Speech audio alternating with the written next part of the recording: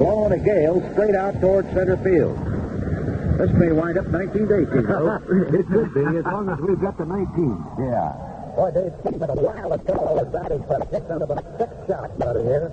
Some of them may have wound up in Milwaukee. But opening day, you can't help but get the jitters of every one of them. I don't care how long you've been around. Boy, how true that is, Vince. The goose pimples just go up and down your body until this ball game is over. I know when I was playing and when I was managing, I was always grateful to get that opening day out of the way. And then let's really bear down, because you bear down on opening day, don't get me wrong. But there's just something about it. There's electricity in the air, that's all. Get that adrenaline flowing, and it is something to see. One of the things that surprised me here because of the Cub policy this year of selling out all of the tickets in advance for opening day was the lack of the big crowd around here when we got to the ballpark. Correct. This is the first time, I think, since I've been coming here, the last number of years, that you have to fight your way to get in the ballpark. Yeah, it seemed kind of strange. Today it's going to be Rick Russell for the Cubs against Craig Swan for the New York Mets of Joe Torre. And Torre's taking a gamble this year, Lou. He's got himself, I think, 4 or 5 rookies on that ball club, a lot of new faces. Tim Foley is not going to be his starting shortstop, at least for today's game. Well, I was surprised when he released Randall, Vince, and making a few more statements upon your comment that he's got rookies. I think they're trying to do something of what the Cubs' idea is, bringing in some spirit, some pride to the New York Mets, something that they have never had. They finished last year, of course, with a whole lot of veterans. They can't do any worse than that. No, I think he's got a young ball club that he's building, and they may surprise a lot of people. They've got some good players in that ball club. Johnny Stearns, their catcher, who set a record last year for stealing bases for a catcher in the National League. Lee Mazzilli, Steve Henderson, just to name a couple of them. Veteran over in the bench by the name of Ed Sprainpool. It is not a ball club that is completely lacking in talent, and with the addition of Richie Hebner, they've got some punch that they didn't have before. How true that is, and I think that our division is going to be closer than any other time, if you can say, other than last year, 2 ball clubs were close, but I'm counting all 6. I sure hope the Cubs are going to be in the thick of it this year, and with this lineup on the field, a lot of new faces for the Cubs. It figures to be one of the most interesting seasons that we've had since the early 1970s. There's no doubt about it, and the eyes of all loyal Cub fans will not only be on their favorites, but they'll be on Martin, Sizemore, and Barry Foote. All right. We'll be ready to go with the opening day of 1979 at Wrigley Field in just a moment, and I hope you're going to be ready to go with the great Smithson Cigar. Stopping in person at one of the 4 locations, Oak Brook Shopping Center, the Brickyard Mall, Chicago, the Lincoln Mall inside the Kentucky Village in Madison, or the Jefferson Square Mall in Joliet. And join us again on Saturday for Let's Talk Baseball. Lou has the leadoff man in a moment from the ball game on WGN Radio, Chicago.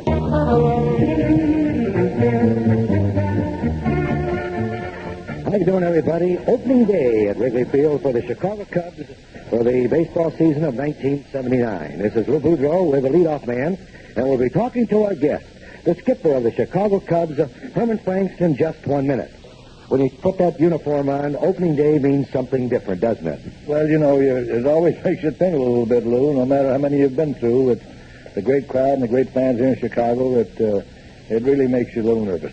It really does. And I was always happy when I was playing or managing to get opening day out of the way. And now let's go ahead and play the other 161 or 153 games when we were playing. Well, I wish every day was opening day, though, Lou. It's such a great crowd here, and the fans, like I say, and you just can't beat Chicago. This is true. Now, let's talk a little bit about your ball club in 1979.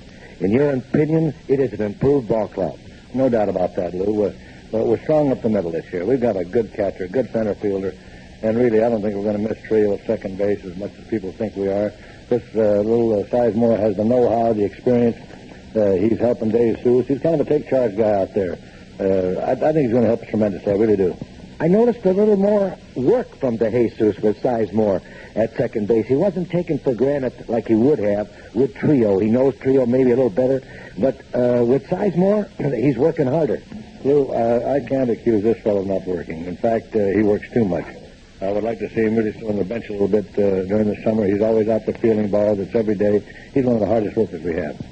Anaveras has looked as if he's ready for opener. No doubt about it. His shoulder is okay from the first swing that he took in spring training. It's never bothered him. And another thing, they tell me he signed today, so he's in the fold for another 5 years. So I think I'm really delighted because he's going to help us. You know, we lost about 60, 70 RBIs at third base last year by not having him. And he's one of the really good clutch hitters that we have. You're satisfied with Barry Foote behind the plate? He hasn't shown much at the bat yet, but he's shown us tremendous receiving ability and the art of throwing men out trying to steal. No, everything he does at the plate is a plus. I just don't want him to worry about his hitting. So far, he looks like he's a take-charge guy. He takes charge of the infielders. He calls the plays. Everybody in the park can hear him. He has a good head on him. He knows how to pitch to the hitters. I think we'll really be helped behind the plate this year. You, as a former Major League catcher, understand and can realize how important it is to catch the ball and not be knocking it down all the time or running back to the screen. He blocks that ball well. It hits in front of the plate. Lou, as you know, you managed. A good catcher makes managing easier. And it looks like I finally have a good catcher here. I just can't wait to see him get started back there with the season. A lot of comments in the papers from the so-called experts and radio men and telecasters pitching the Chicago Cubs. It will take the Cubs as far as they can go in 1979. Now, I, for one, don't go along with that. I think that we have the arms, and if we get a little break, score some runs, perhaps the pitching may turn some eyes around in the National League. Well, I think we played the pitching down a lot, saying that's the question mark. The pitching will carry us as far as how well they do. But I think our pitching is going to surprise a lot of people. This is the first year that we've had some arms around. We might have even enough pitchers to go to a 5-man rotation. And besides that, we have about 4 or 5 fellows on at Wichita that I wouldn't be afraid to bring up here and start tomorrow. Does that mean that you've got the competition in the spot where you want it? That's right. I mean, as you know, you saw Botello, you saw Mack, Cottle, Riley, those fellows throw down there. They can really bring the ball. Well, it's great to have that kind of competition because it means that the veterans have to move a little bit quicker than these youngsters with great arms. I believe that Kingman has had one of the better spring trainings of his career, not insofar as hitting home runs, but attitude-wise, as I have picked up, and his spirit. Well, we've had one of the best attitudes, the whole ball club. I don't know what's caused it, but Kingman's been great. It's just a camaraderie bunch, and it's just like a big family here. All these boys are really having fun and want to play. You feel that Martin is adequate to help Kingman in left and Mercer in right? No doubt about it. He's a good outfielder, and tell you what we've been doing well this spring is we've been playing fundamentally strong. We've been doing the relays. We've been doing everything right. Very few mistakes that we made this spring. Well, you've got to credit yourself and the coaching staff because you've worked hours on cutoffs. You've worked hours on attempted pick-off plays at all bases, the bunt situation. So actually, you are satisfied with your spring training. Lou, I've got to give the credit to my coaches. We meet in the mornings, what we're going to go over and what we're going to do, and they go out there and they do the job for me. It's a real fine bunch of coaches. How many victories, or have you thought about how many victories it would take to win your division? I haven't thought of it that way, Lou. I'd just like to win one more than Philadelphia or Pittsburgh, whoever's going to win this thing. Well, it's going to be a tough battle because I think the improvement of every team in our division means there's going to be a day-to-day thing. Well, you know, to win a pennant, you've got to grind it out.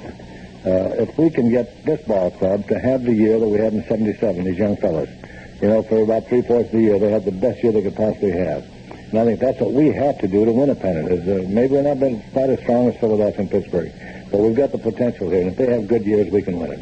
You have to win baseball games between those foul lines. You can't read it looking in the papers in the morning or evening. Well, we were in the bar a few times this spring, Lou, and I think we ended up first most of the time. All the time, Herman. Herman, good luck to you, and thank you very much. Thank you, Lou. Herman Franks, manager of the Chicago Cubs, our guest. We'll be right back after this message. Herman, to be our guest today on the Leadoff Man Show. This is Lou Boudreau, and this has been the Leadoff Man. Stay tuned now for Vince Lloyd and today's opening game between the Chicago Cubs and the New York Mets. Chicago, radio home of millions throughout Mid-America. The time is 1:25. Wow! Let's go! Fire it up! We're taking the afternoon off. It's a beautiful day for a ball game. For a ball game today. The fans are out to get us to hit it too. From Mama, Washington to California. It's a beautiful day for a home run. Not even a triple play. We're gonna and blue, and raise a holler at the ball game. Blue Bears. The Chicago Cubs are on the air. How you doing, everybody, and welcome to 1979 baseball. Yes, it all starts officially in just a few moments out here at Wrigley Field before a standing room-only crowd, and not too bad a day. Certainly could have been a lot worse. Let me tell you, there were a few times during the winter when we'd have just loved to get up and see a day like this in Chicago, right? They are introducing the members of the Chicago Cubs squad now. They have already introduced the starting lineup for the New York Mets, the starting lineup for the Cubs, and now they are introducing the remainder of the Cubs individually, both teams lining up along the foul lines, the Mets along first base and the Cubs along third. I'm Vince Lloyd with Lou Boudreau. We sure welcome you to our broadcast. Opening day, 1979, for the Chicago Cubs. And on this 5th day of April, the Cubs hoping to get off to a good start at the expense of manager Joe Torre and the Mets. Our broadcast today is brought to you by the G. Heilman Brewing Company of La Crosse, Wisconsin, makers of Old Style, the pure brewed beer from God's country. True Value Hardware Stores. Boy, that's more than just a name. It's their way of doing business. True Value. General Finance's 70 Chicagoland offices. To borrow up to $10,000, call friendly Bob Adams at Andover 3-2020. Your gallant men of old, they have all the new 79 Oldsmobiles. Come on in for a test drive today. And the Association of Chicagoland McDonald's Restaurants. Big roar you hear. There's a greeting here from this big crowd when Drew Suter's name was introduced, along with other members of the pitching staff, including Dennis Lamp, who's following him out there right now. Stan Hack, former player for the Cubs, a star, and former manager, is here today, and he is slated to throw out the first ball. Among the dignitaries, the governor of the state of Illinois, Big Jim Thompson. And he was very busy a little while ago. Governor was signing autographs as he took his seat down along the third base side. Our broadcast is authorized under rights granted by the Chicago National League Ball Club, which has the right of approval of the announcers for this event. It is solely for the entertainment of our audience, and any publication, rebroadcast, or other use of the descriptions and accounts of the game without the express written consent of the Chicago National League Ball Club is prohibited. The starting lineups for the visiting New York Mets. Leading off will be Lee Matzilli. He'll be in center field. A rookie, one of several that Joe Torre has in the squad, Kelvin Chapman batting second. Now we're going to interrupt because we're going to have the singing of the national anthem today. Here in person, Freddie Fender.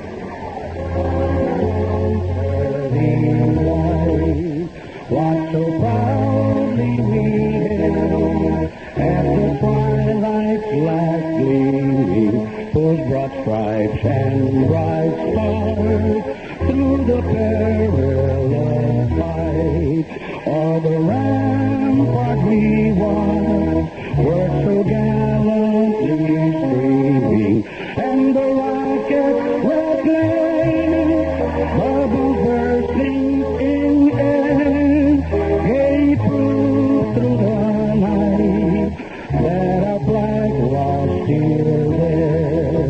Oh, sailors that star-spangled banner yet wave, for the land of the free and the home of the brave. All right. Freddie Fender, great country and western star, singing the anthem, and he's now making his exit, as are the players from both squads. Still out in shallow right field, the color guard from the Arlington High School marching band. They did not bring the band out on the field as they had planned to do originally because there's still a lot of moisture in that grass in the outfield. The infield itself was covered yesterday. We're hopeful we're not going to get any rain between now and the end of today's ball game. Color guard marching briskly off the field. Let me continue with these lineups when we come back for the opening pitch of the ball game. The umpire is coming out.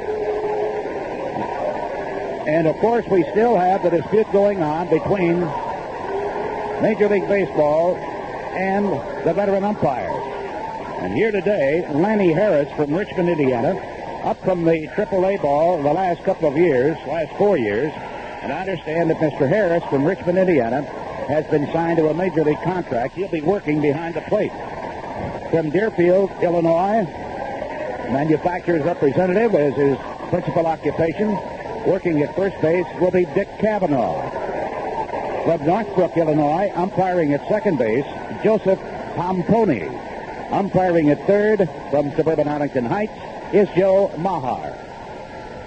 We did not see, nor did we get any reports of any of the major league umpires picketing Wrigley Field today. They were not doing that. Stan Hack is to throw out the first baseball. Talked to him earlier today. And that will be taking place momentarily out at the far end of the Cub dugout. I'll continue with the Mets batting order for today. Richie Hebner, newly acquired from the Philadelphia Phillies, will be hitting third behind the rookie Calvin Chapman. Hebner at third base. Johnny Stearns, their outstanding young catcher, will be hitting cleanup. Willie Montanez, a veteran at first base. Stan Hack just now getting to his feet. The left field side of the Cub dugout. Tossing the ball out. A whole host of photographers and cameramen, newspapermen, television, and radio reporters assembled out in the field.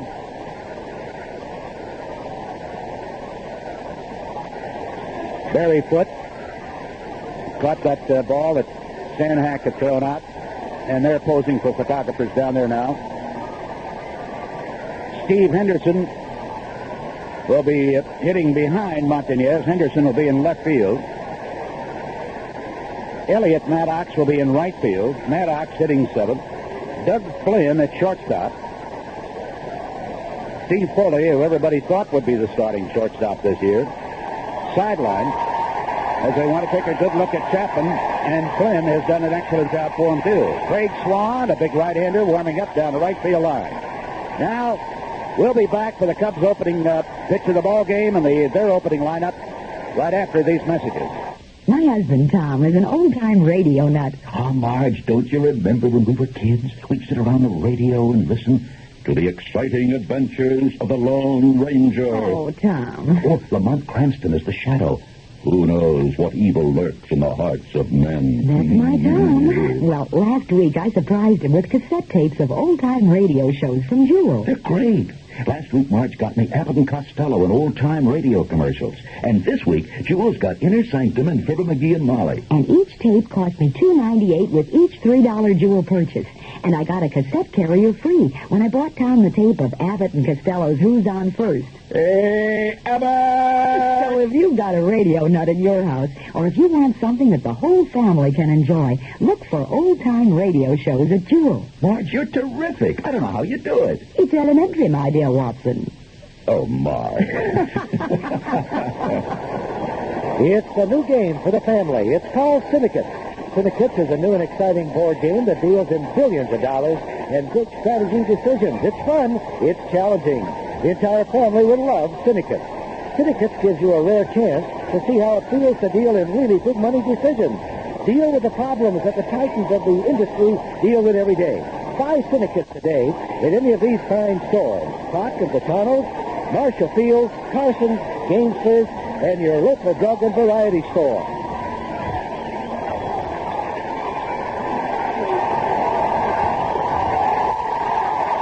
Pitch a strike called, and the game is underway. That's Billy batting left-handed. Rick Russell delivers, and he just missed the inside corner. The crowd boos the call. Ball one, strike one, we are underway.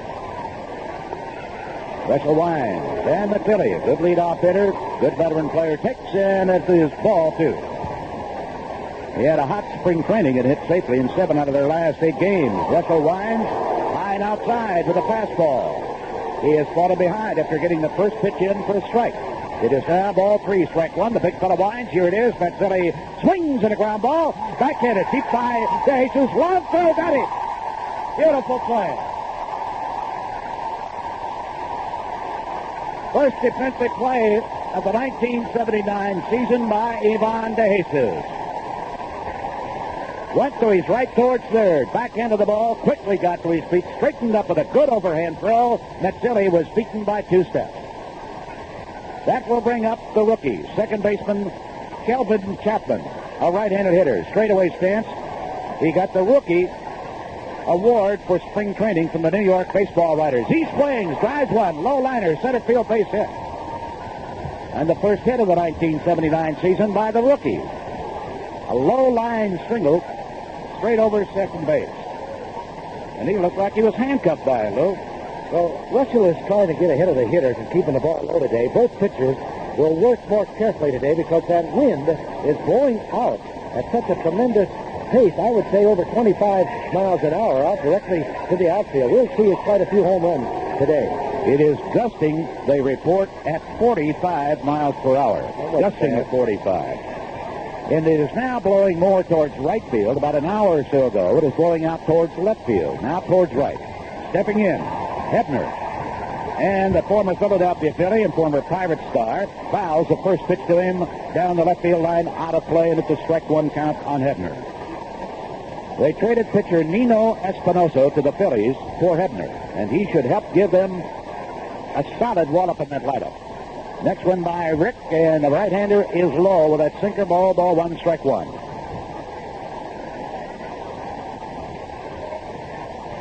Joe Torre starting his second full season and his third season. He took over the ball club in May of 76. No, 77.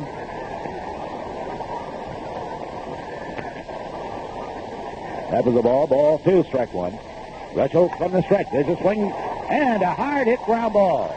Out into center field. Runner going from first to third. And the Mets have a threat going. Hebner hit it sharply. DeJesus, even though he was shading the left-handed hitter to pull, could not get to that ball. It was between Ivan and the second base bag. And Russell is in trouble. Runners at first and third. And Johnny Stearns, the right-handed hitting catcher, stepping in. Stearns against the Cubs last year hit .275. Had a couple of homers against Cub pitching. Straightaway stance. First pitch. Fastball outside. Ball 1. One scheduled game today, Texas at Detroit. Called off because of wet grounds and rain at Tigertown. Russell delivers. Stearns takes another ball. A little low and inside, and Russell not sharp with his control. Big fella is ready. Looks at first, comes to the plate, a swing and a high fly ball deep to center field. Wind carrying it way back. Martin back against the vines. One-handed catch. Runner at third. Tags scores the first run of the year. Mets have a 1-0 lead. That wind blowing hard towards right field kept carrying that ball away from Jerry Martin towards the vines in straightaway center field, and Jerry made a remarkable one-handed catch. Very, very deep out there. Right near the 400-foot sign. So Stearns has driven in the first run of the year. A sacrifice fly. Kelvin Chapman, the rookie, tallied. Hebner holding at first base. And Willie Montañez, a veteran left-handed hitting first baseman, steps in with 2 gone. Wrestled from the stretch. Fastball for a strike call.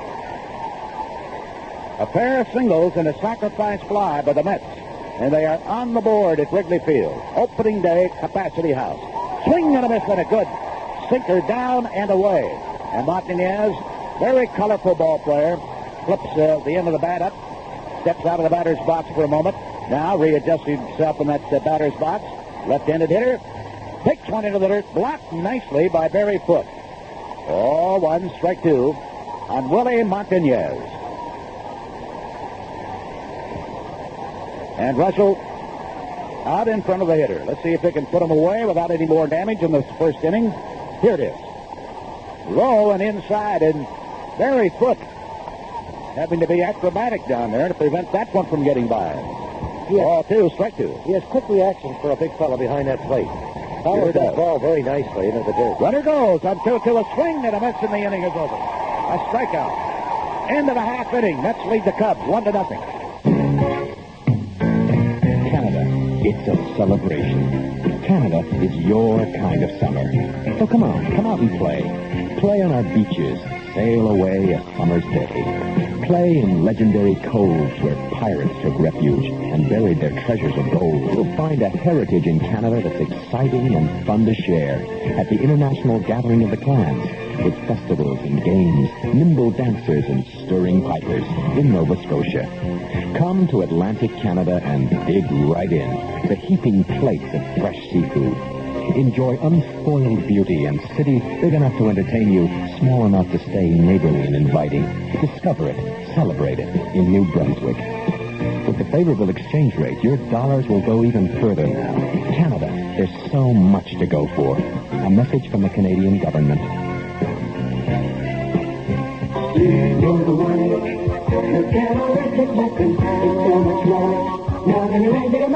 There's more in the middle of an egg McMuffin than an egg in the middle of a muffin. Say it again. There's more in the middle of an egg McMuffin than an egg in the middle of a muffin. No, I didn't get that.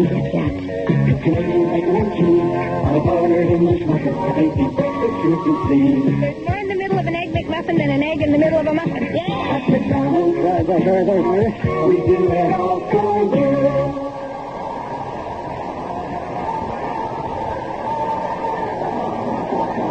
Greg Swan last year racked up a victory the first time he faced the Cubs. In the second Cub series of the season at Shea Stadium, all he did was shut out the Cubs on 5 hits. But after that, he had a tough go of it, even though he didn't allow a run in his first 22 innings. That was the first victory he was able to post in a couple of months. He wound up the year 9-6 and had the best earned run average in the National League, 2.43. 28 years of age. Ivan De Jesus stepping in to lead off against him to wind up in the first pitch. Fastball for a strike. Ivan, coming off a fairly good spring training, started to hit a little bit better the last week out in Arizona. Ted Sizemore in the on-deck circle. Swan's overhand curve, and he got a piece of it, fouled it back out of play. Out of the hot dog wrappers being swept out of the field by the strong, gusty wind. The temperature here at game time, however, not too bad. 52 degrees here at Wrigley Field. 0-2 delivered. Goes after it, hits one down the right field line. It is going to drop in there for a base hit. Chasing it into foul territory, second baseman. He wheels it into second base, and De Jesus is in there. What a remarkable recovery by the rookie second baseman, Calvin Chapman. When that ball got past him down that foul line, Lou, I didn't think he'd have a prayer of throwing Ivan out. I didn't either. It was a fantastic play, and let me tell you, the play at second base was very close. Also, had Flynn been a little quicker with his tag, De Jesus might have been out. The ball bounced in there, just about shoulder high, to the shortstop, Flynn. And Ivan is on with a little looper double. Just inside the right field foul line. Tying run in scoring position. Ted Sizemore making his first appearance in a Cub uniform, stepping in. Swan from the stretch. Here it is. Fastball is high. You can hear it popped into the middle of Johnny Stearns. Gusty wind blowing out towards right in right center field. And at the moment, straight away center. The look at second, the pitch. He takes a strike, a fastball. Just above the knees to level the count at 1-1. New York Mets got on the board with a pair of singles and a sacrifice fly in the first inning. Nobody out, bottom of the first. Swan fires, Sizemore takes it low. Ball 2, strike 1.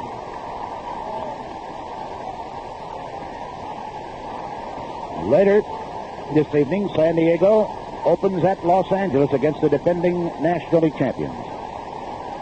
2-1 pitch. Goes after it. It's a high pop-up. Shortstop Flynn behind second base. The one will carry it out to the grass. He stays with it, and he makes the catch just in the outfield grass behind second. So, De Jesus has to hold at second base, and here is Bill Buckner, and he's going to get a tremendous hit.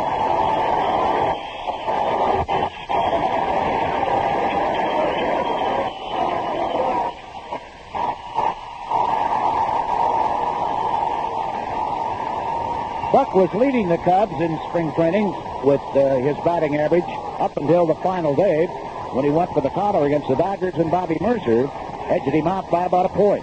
Swan's first pitch, fastball, taken for a strike by the left-handed hitter. He stayed in the Chicago area throughout the fall and winter, despite the horrendous weather, and 5 days every week. He was down taking calisthenics and treatments on that bad ankle. He is in superb condition. Swings, and he pulls the ground ball to the first baseman, Montanez. Drops over to first with it for the out. De Jesus advances to third, but they're two away, and here is Dave Kingman.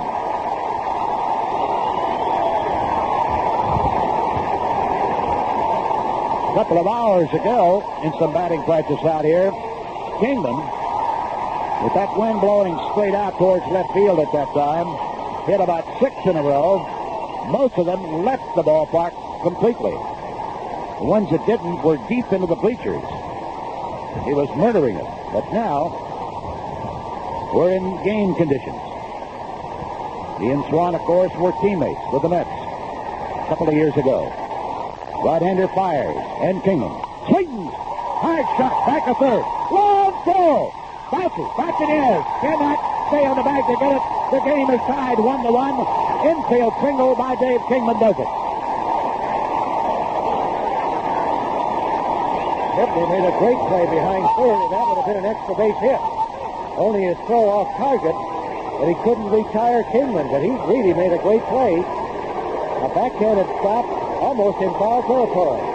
He was straddling the line about 10, 15 feet back of third when he gloved the ball. His momentum, of course, carried him well over into foul territory.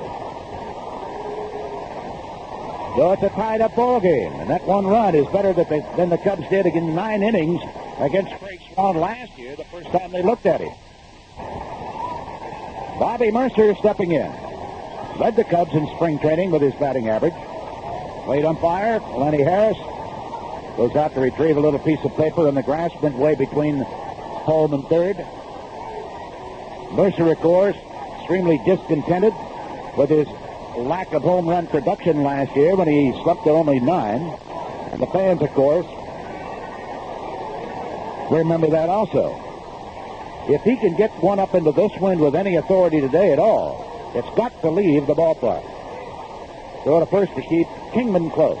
Cookie Rojas coaching there. Joe Malpatano at third.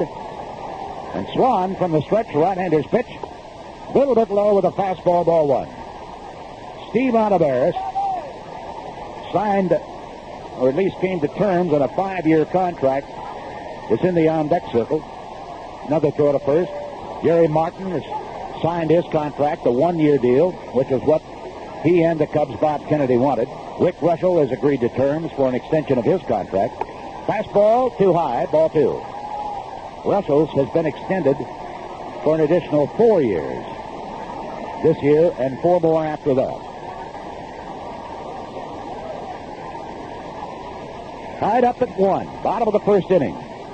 Each team 2 hits so far, 2 out here. Ball 2 pitch. Mercer swings, got under it, fouled it back up into the net. Ball 2, strike 1.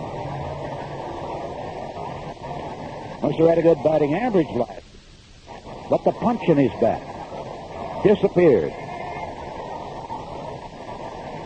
Although he had the Cubs' only grand slammer last year, and he hit that against the left-handed pitcher, Steve Carlton, at Philadelphia. 2-1 delivery. Mercer checks his swing. Swan misses low and inside. 3-1 now. He's trying to keep it down so he can't get it up in the air. Elliot Maddox, 30 years of age, playing in right field. Lee Mazzilli, 24-year-old center fielder. Steve Henderson out in left field, 26. Johnny Stearns, Craig Swan, the batter. Here's the pitch. He takes a strike over the outside corner at the belt. 3-2. Willie Montanez at first base. Very fine glove man. A veteran, 31 years of age. Youngest man of this Mets team today is their second baseman, Calvin Chapman, who scored in the top of the inning after getting a single. He's only 22. 3-2 pitch, runner goes.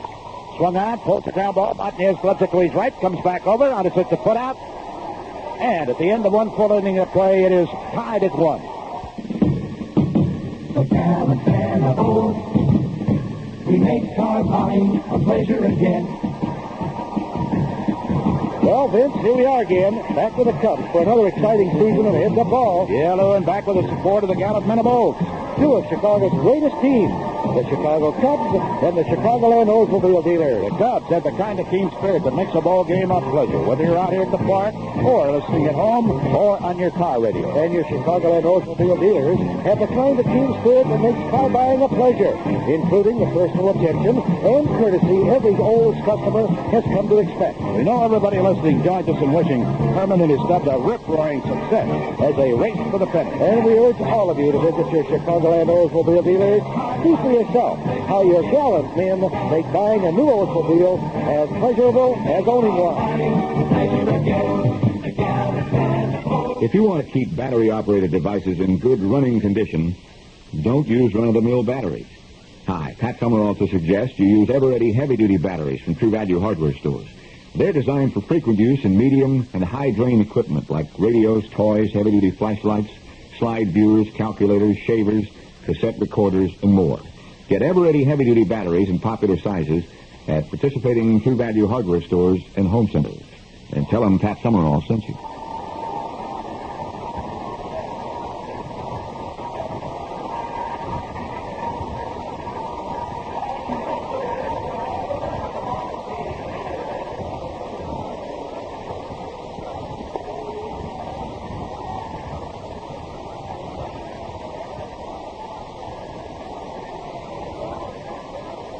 Tied up at one apiece.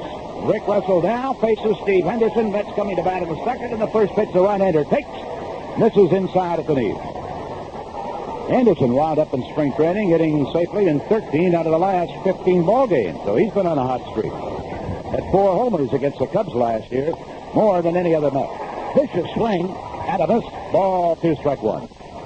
Oh, well-built right-hander. Got him, of course, out of the Mets organization in the deal that sent Tom to Cincinnati. He'll be followed by Elliott Maddox. Here's a pitch. Rushed him back. He didn't want to. He wanted to get that inside corner at the letters, wanted to jam him with it. Almost nicked him. Ball 3, strike 1. And Russell having some control problems early in this game. Delivers. Swing. Bouncing ball into the glove of the pitcher. Russell takes his time, throws to Buckner, and Henderson is retired. A high one chopper right back out to the mound. That brings up veteran Elliott Maddox, the right fielder. Hit well against the Cubs last year, batted .314 against Cub pitching. Maddox is to be followed by the shortstop, Doug Flynn. Tied at one apiece. Well, we've gotten some early action. They have a new coach at third base this year, a former teammate of Joe Torre when both were up at Milwaukee playing with the Braves. That's Chuck Cottier. There's a swing and a ground ball. Back a second. Sizemore has it. Braces throws. He's got him. Sizemore's first fielding opportunity. Base is empty. 2 away. That brings up Doug Flynn, the shortstop. Rumor is that not only is Flynn sidelined at the outset of the season, they may want to trade the veteran. Dick Sisler, the other coach for the Mets this year. Flynn, a right-hander. He, too, used to be with the Cincinnati Reds. First pitch to him is a strike. Threshold winds. Here it is. Sinker is low. Ball 1, strike 1.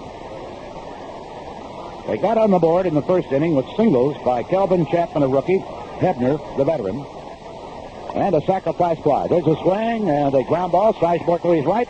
Sidearm throw to first base. He's got him. 3 infield ground balls. That is far more typical of a Rick Russell inning. Cubs come to bat. It's still tied 1-1. God's country is home to the majestic eagle. It's one of the few places left where these proud birds still thrive and enjoy air that is pure and water that runs crisp and clear. Seeing them in their graceful flight over the bluffs and valleys is a glimpse of the greatness and glory of nature. God's country is also home to old-style beer, one American premium beer that is still brewed nature's way. It's the traditional old-world way known as poisoning, and it's the most natural way to brew beer and the most expensive. poisoning is brewing a beer not once, but twice. Double brewing, pure brewing, nature's way. And it's the only way we brew old-style beer, Hardeman's Old Style. Pure brewed in God's country, slowly and naturally. G. Hardeman Brewing Company, La Crosse, Wisconsin. The problem with paying monthly bills is they never arrive all at once. Fact is, they're more weekly than monthly. An excellent solution is to combine them into a single efficient monthly payment with a consolidation loan from friendly Bob Adams at General Finance Corporation. It makes bill paying simply no problem at all. Why not call friendly Bob at Andover 3-2020? That's Andover 3-2020 for a General Finance bill consolidation loan up to $10,000.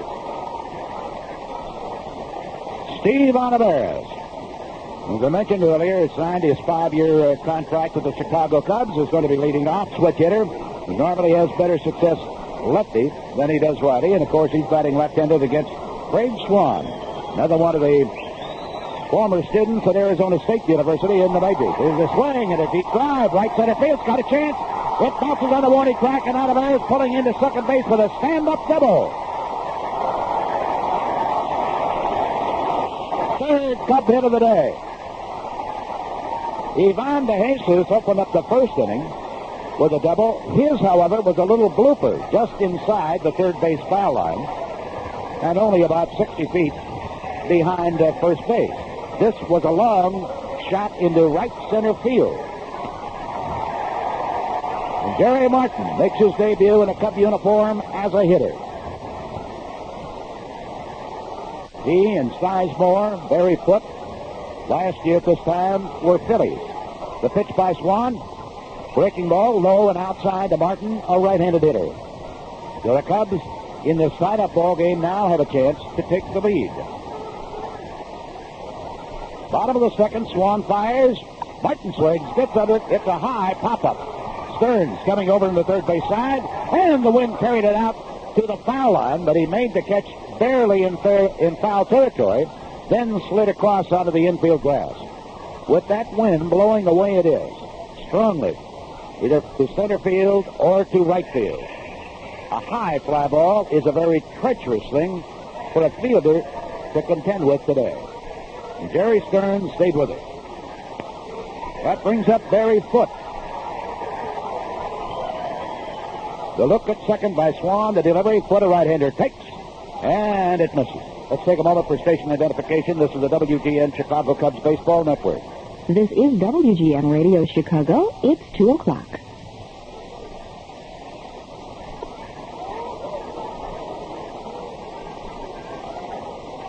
Foote looked at that pitch, and it's a fastball for a strike. Ball one, strike one on him. Mazzilli playing him way over into left center field. Runner at second, one away. Here it is. Tries hold up, and he swing. He went too far. Ball one, strike two. And Barry steps out of the batter's box. Going to take him a while to get his timing down at that plate because of the inactivity he's had the last 2+ years. 1-2 delivery. Takes the fastball a little outside at the knees, 2-2.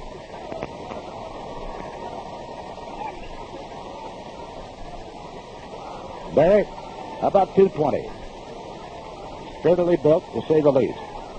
Swan, big guy, delivers. Barry swings. He got a piece of it. Fouled it sharply back up into the backstop. It stays at 2-2. Vince Lloyd and Lou Boudreau here with you at Wrigley Field. While it is overcast at the moment, the sun has come out from time to time today. And all things considered, it is not a bad day for the opener of the season. 1-1 score. 2-2 delivery. Foote. Jammed with that one. Got a piece of it. Fouled it back. Out of play. The Cubs are scheduled to play the Mets here Saturday and Sunday. And then they hit the road. Will be gone for a week. Play a pair at St. Louis, then 3 up at Montreal. Hopefully. 2-2 pitch. Swung out of Dustin Swan. Just burned him with a good fastball. Barry Foote, in his first batting appearance for the Chicago Cubs, is a strikeout victim. Now Rick Russell. And Swan knows that even though this is his opposing pitcher he's facing, he will have to bear down on him because Rick is not a bad hitter. Did not hit up to his average last year. Good, tough competitor. First pitch. Fastball, it's in there. Swan, good follow through that time. That'll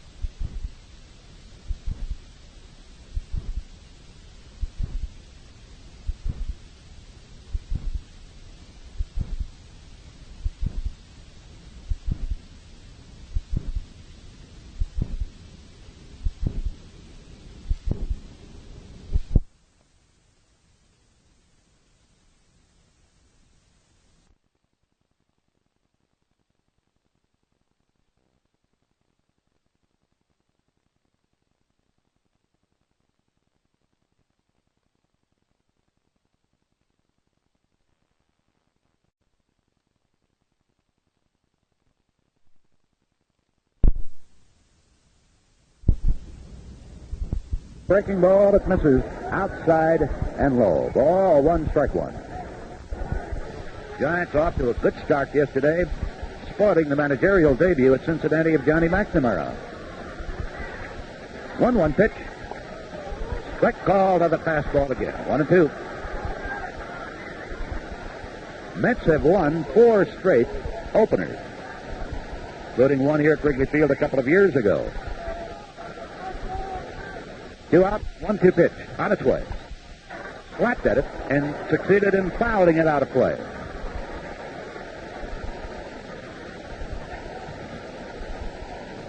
Field appears to be in excellent condition, but still rather soggy behind the shortstop position, behind third base, and in straightaway center field. 1-2 pitch. Swung out of this. He went after a high fastball as Swan really bore out on him. And Oliveris was left stranded at the end of 2 in the opener of the year. It is tied at 1. You know, our Cubs dig in for 1979. The folks at Carol's Ben's Wear would like to extend their wishes for a successful, healthy season in hopes that the wind always blows out at Wrigley Field. Home of the Red Hanger Shops of Mr. Big and Mr. Tall Shops, Carol's is delighted to be sponsoring Cubs baseball again this year.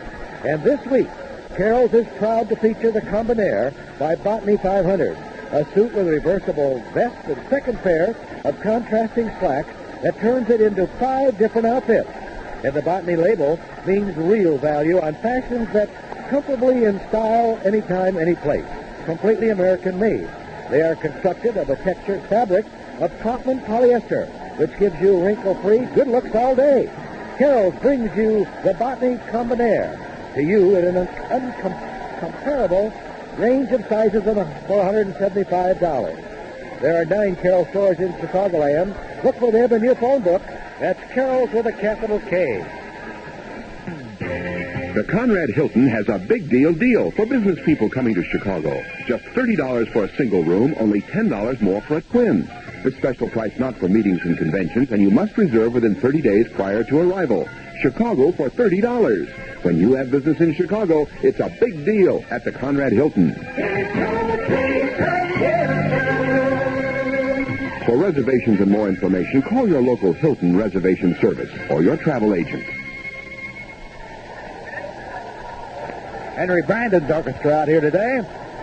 And Vince Lloyd and Lou Boudreau with you. Lou, come on in. Okay, Vince, first pitch to Swan is a called strike. This is a battle of pitchers keeping the ball in the ballpark today. Strike 2 called on Swan. And fortunately, thus far, Russell has kept the ball hit to the middle of the diamond. There's a high curveball, ball 1, strike 2. Whereas Swan has given up 3 hits, Russell's only given up 2. We're all tied up 1-1. Curveball inside 2-2. Both pitchers, in my opinion, are working extremely fast and extremely hard. I doubt whether either man can go over 6 innings today.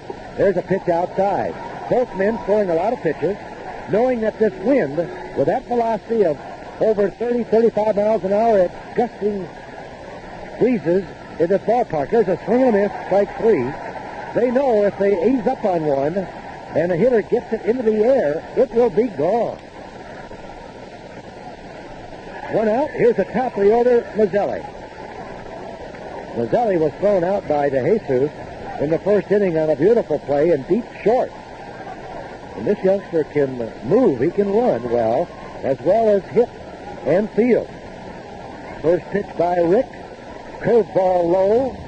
Ball 1. Rick has thrown a lot of pitches thus far in this ball game. So it's long. They have to be very careful. Fastball for a strike call. Each pitcher looks extremely quick, in my opinion.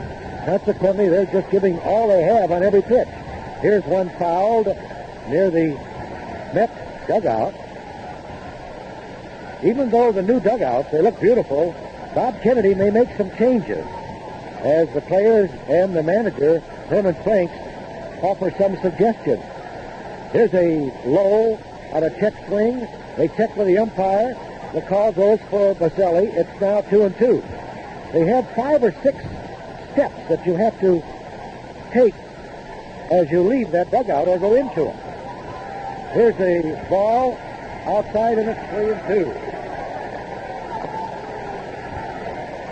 3-2 pitch.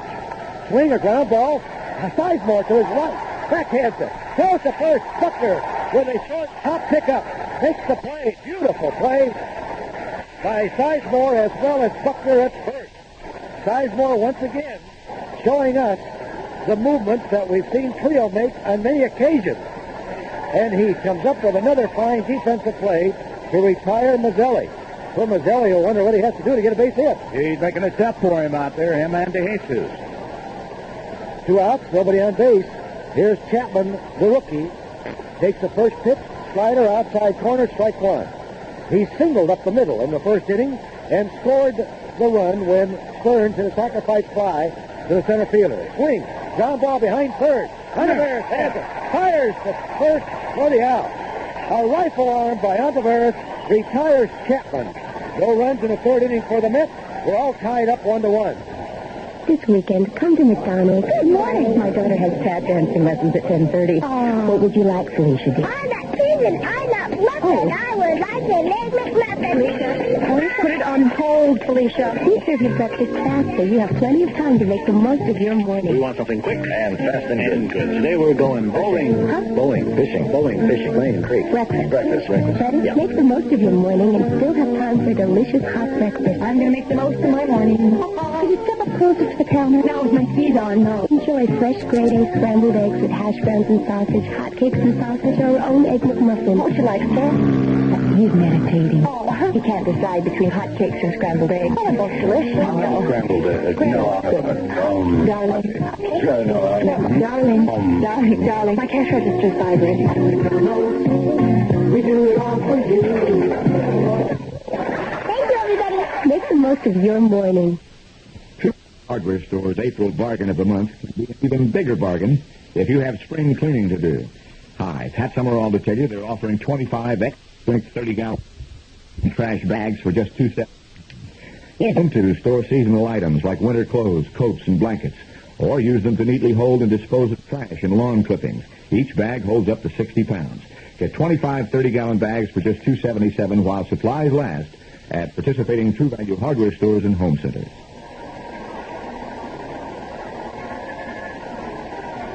Fill your fruit bowl with red delicious apples from Eagle. Only 89 cents for a 3-pound bag.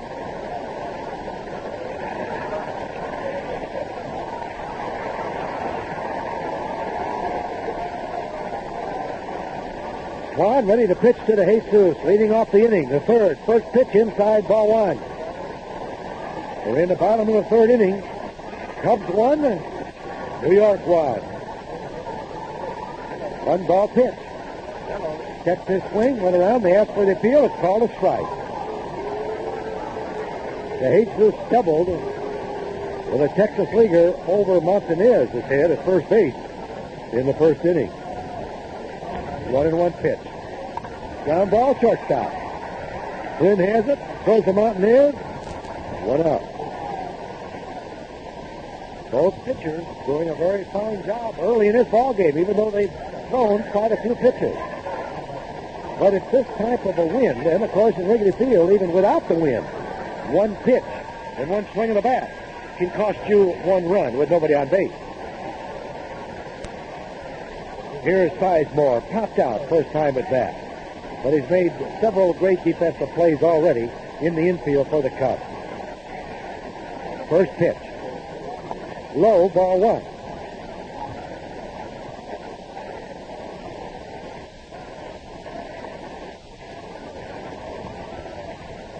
Next pitch, popped up near the Cubs dugout. Hebner there. Wind has it. Throws it back to the shortstop. Throws it into fair territory. Sizemore standing at the plate has to hurry and makes it to first base. Let me tell you, that's how strong this wind is. The fans are booing, but at one time, that ball was in foul territory behind the dugout, in the stand. Can't believe that. Hebner goes over to the wall at the end of the Cubs dugout. Looks up. He was looking out for the seat. He was nowhere near the ball, and as the shortstop Flynn, also a veteran, moves over in the foul territory, looks up, the ball lands about 8 feet in fair territory, and Sizemore has to hustle to get a base hit. That's a good opening day play. We ought to keep that in our repertoire. Sizemore will talk about that for the rest of the day and evening. Here's Buckner at bat. Sizemore with the lead at first. The pitch. Buck swings and fouls that ball down the left field line. The wind has it, carries it out to Henderson. Now he loses it. He has to dive back to make a one-handed grab out of that high pop-up down the left field line. What a day. I'm glad we're sitting here and don't have a uniform on today. Anything hit up in the air, look out. So Buckner is out for the second out in the inning. And here is Kingman.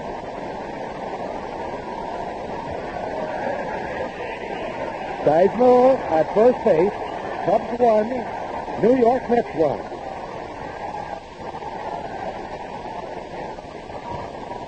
Kingman with a spread stance, levels the bat over the plate. The first pitch to him by Swan, curveball outside, backhanded and dropped by Stearns, ball 1.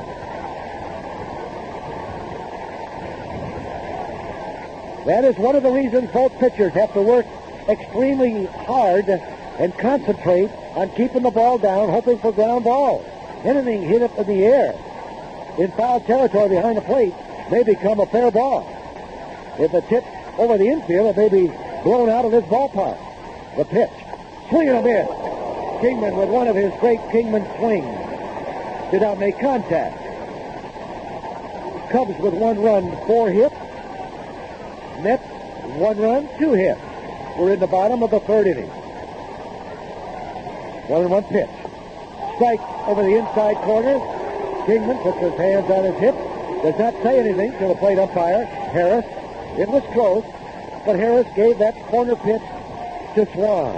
It's now 1 ball, 2 strikes, 2 outs. Sizemore at first. Swan set. Pitches. There goes Sizemore. Popped up. This will end up in the center field. It's over the shortstop head. Flynn moving back. Still moving back. It drops for a base hit. Here comes Sizemore around. It's a pop-up double for Kingman, and Sizemore scores the Cubs lead 2-1. That was a pop-up over the mound. Oh, as soon as that started out, you just knew it was going to be nothing but trouble for the Mets. Anything up in the air today is going to be trouble. The Cubs have taken a 2-1 lead, and it's got to be very discouraging for a pitcher. Oh, yeah. As it is noticeable in Swan right now. Yeah. And Stern is going out there trying to settle him down. And I wonder what's going through the mind of that young kid at second base, that Chapman, the rookie. He's probably just hoping, don't get anything near me if it's up in the air. And I think Flynn and Hebner are saying the same thing. 2 outs. Here's Mercer at bat. See if the Cubs can take advantage of that. Swing and a miss on a high fastball. Strike one. This is the opportunities that ball clubs have to take advantage of their opponent when given an extra out in the inning, and especially one that scores a run to give you a lead and put the man in scoring position. Swing and a tap off of the foot. No, he slips as he leaves the batter's box. So Mercer grounds out to Montanez at first base. But the Cubs do score a run. Kingman with 2 RBIs. Cubs 2, New York 1. The talent and the bold. We make our mind a pleasure again. From the very first moment we greet you, we're gonna do our honest best. The gallant and the bold. Understanding is the name of the game. We want to see you here again and again. So we're gonna treat you right. The gallant and the bold. We make our mind a pleasure again. The gallant and the bold. Ask some questions, just plain talk and deal. Take your time deciding. We want you to feel right at home at Old Rosie. The gallant and the bold. We make our mind a pleasure again. The gallant and the bold. We make our mind a pleasure again. The gallant and the bold. For me, what they remember, started Giant Eagle. Good meat starts with good food, and good food comes from Eagle. Your family's good at eating, and at cooking, you're the best. So started Giant Eagle, you and your family do the rest. Fill your fruit bowl with red delicious apples from Eagle. Only 89 cents for a 3-pound bag. Good meat starts with good food, and good food comes from Eagle. Hebner has taken 2 pitches from Russell here, opening up the 4th inning. Both pitches were low. Ball 2, no strikes. Russell working quickly. There's one over the outside corner, strike call. All the ball players today are saying to the pitchers, make them hit the ball on the ground. No pop-ups today. The pitch. Hebner swing, pitch one up in the air. Foot back near the screen. The wind has it, carries it back. He cannot make the play as there was interference by a fan. Yes, sir. And they're arguing. Herman Franks is out arguing that the fan hit the ball. I will say this. The argument is legit, but I don't think Foot was able to make the catch had he been standing up erect. He slipped. That's probably the only reason. Yeah, that's probably the ruling that Lenny Harris, who is signed to a major league contract, the AAA umpire for 4 years, why he made that decision. Because the fan obviously did get out over the wall. And I think it did hit his hand. Yeah, it did. Too. But they were not awarded the interference call. Hebner now with a count of 2-2. He had a better shot at it than Berry. Yes, he did. Anybody can catch a pop up today. Just be ready. 2-2 pitch. Oh, there's one hit deep to right field. Kiss it goodbye. It's gone. Hebner getting under one and drives it out of this ballpark on a 2-2 pitch to tie up the ball game at 2-2. So once again you go back to the interference call by a Cub fan. First home run at Wrigley Field, hit by Hebner. 2-2 ball game now. And here is Stearns at bat. 4th inning. First pitch, low, ball 1.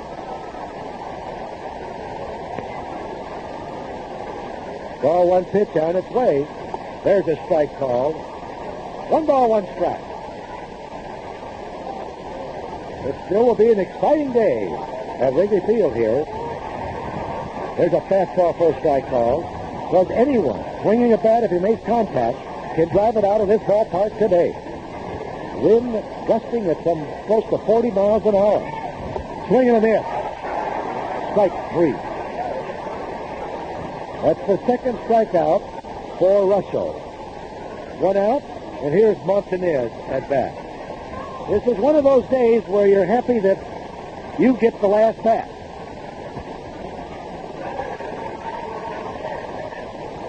One out, Montanez, who struck out in the first inning. Curveball strike called on Montanez. Hebner getting the first home run at Wrigley Field in this 1979 season. Here's a swing and a foul. It's off of the foot of Montanez. That one really is painful. He jumps around, trying to get circulation back to the right foot. The count, 2 strikes on Montanez.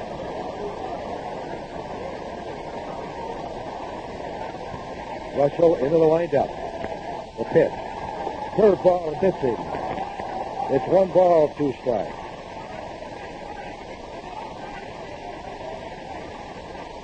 The pitch. Swing and a ground ball to second baseman. Sizemore charges it, has it. On the run, tosses it to Buckner for the out. That's what you like to see in an infielder. When one is hit with no velocity at all, to you, charge that ball. You play the ball, don't let the ball play you. 2 outs, and here's Henderson. He grounded back to Russell in the second inning. We are in the top of the 4th inning. A 2-2 ball game. First pitch. Fastball for a strike. He had a little extra on that one. Henderson had a fine rookie year last year. Led up, but he swings and misses. First let up thrown by Russell. 2 strikes on Henderson. You don't want to lose this advantage. And Russell will be working on Henderson from every pitch on. Here's a sidearm pitch. He held back. They asked for the appeal. No. As Foote thought that Henderson might have carried the bat around as he was fooled on that sidearm pitch by Russell. 1 ball, 2 strikes. Russell is ready. Here's the pitch. Swing and a miss as he just fired a fastball past Henderson. 3 strikeouts for Russell. The leadoff home run by Hebner ties up this ball game 2-2. Hello, General Finance. Friendly Bob Adams speaking. It's Steve Doorman here, Bob. You loaned me some money to get married 6 months ago. Right, Steve. How are things working out for the newlyweds? Just great, Bob. Something the matter, Steve? Well, I came home early one day last week, and I caught her. Oh, sorry to hear that, Steve. There they were, all there, under the bed. I'm not quite following you, Steve. I caught her hiding the bills we've received for the last 6 months. Still not reading you, Steve. Why don't you spell it out? Well, she wanted to show me how far she could stretch $1, so... Oh, she hid the bills. Right, Bob, and now I owe... Oh, 6 months worth of bills. Right, Bob. Well, dry your eyes, Steve. A consolidation loan will take care of those bills. And remember, you can always get a little help from a friend at General Finance. Come out from under the bed, Audrey. 70 Chicago area offices, including Naperville. Borrow up to $10,000 or for a large homeowner's loan call and over 32020. God's country is home to the majestic eagle. One of the few places left where this proud bird still thrives and enjoys air that is pure and water that runs crisp and clear. God's country is also home to Old Style, one American premium beer that is still fully poisoned, the most natural way to brew beer and the most expensive. Harriman's Old Style, pure brewed in God's country, slowly and naturally. G. Harriman Brewing Company, La Crosse, Wisconsin. Oliveris will lead off the 4th inning for the Cubs. Cubs 2, Mets 2. Oliveris doubled in the right center. His first time at bat in the 2nd inning. First pitch, swing and a fly ball down the left field line. This one will stay in the grandstand, strike 1.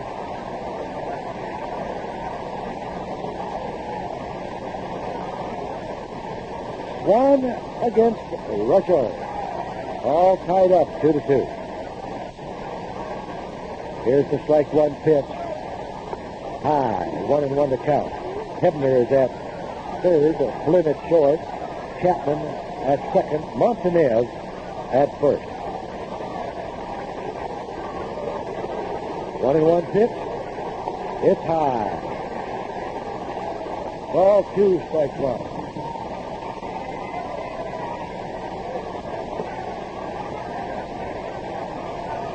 Rivera taps one back to the pitcher on a half swing. Swan has it. Throws to Montanez, 1 out.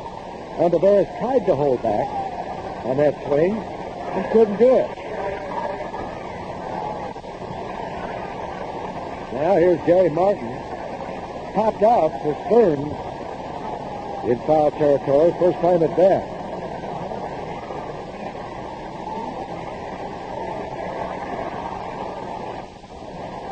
Fourth inning. 2-2 ball game. Capacity house here. Curveball gets away from Stearns. Ball 1.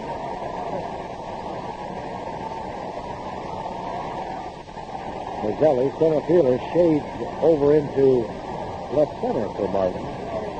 The pitch, swing and a miss on a sidearm curveball. 1-1 the count.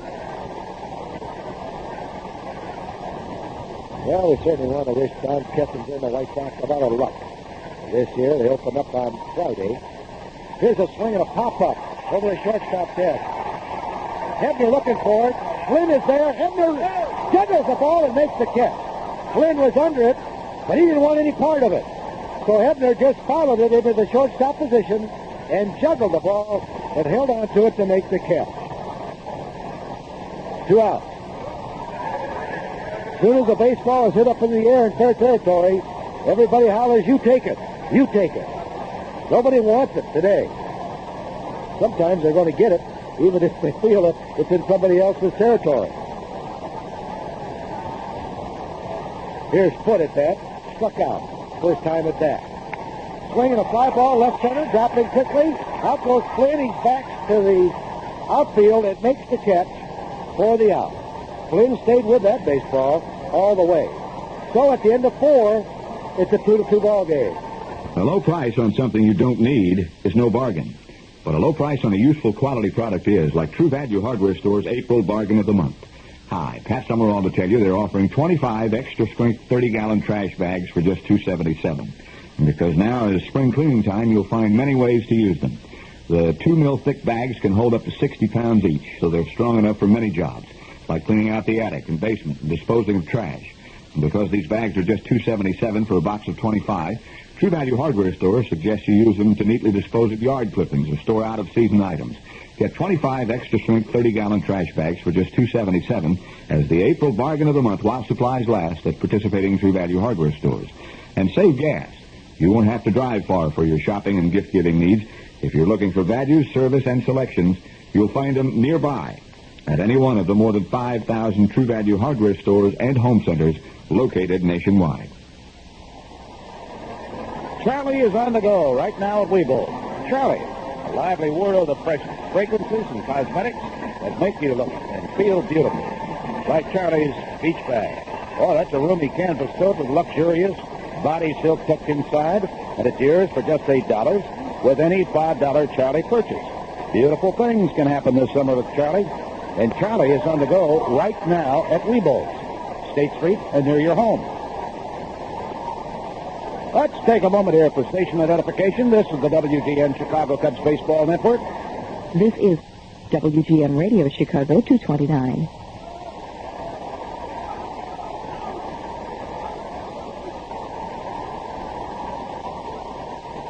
Elliott Maddox leading off 5th inning.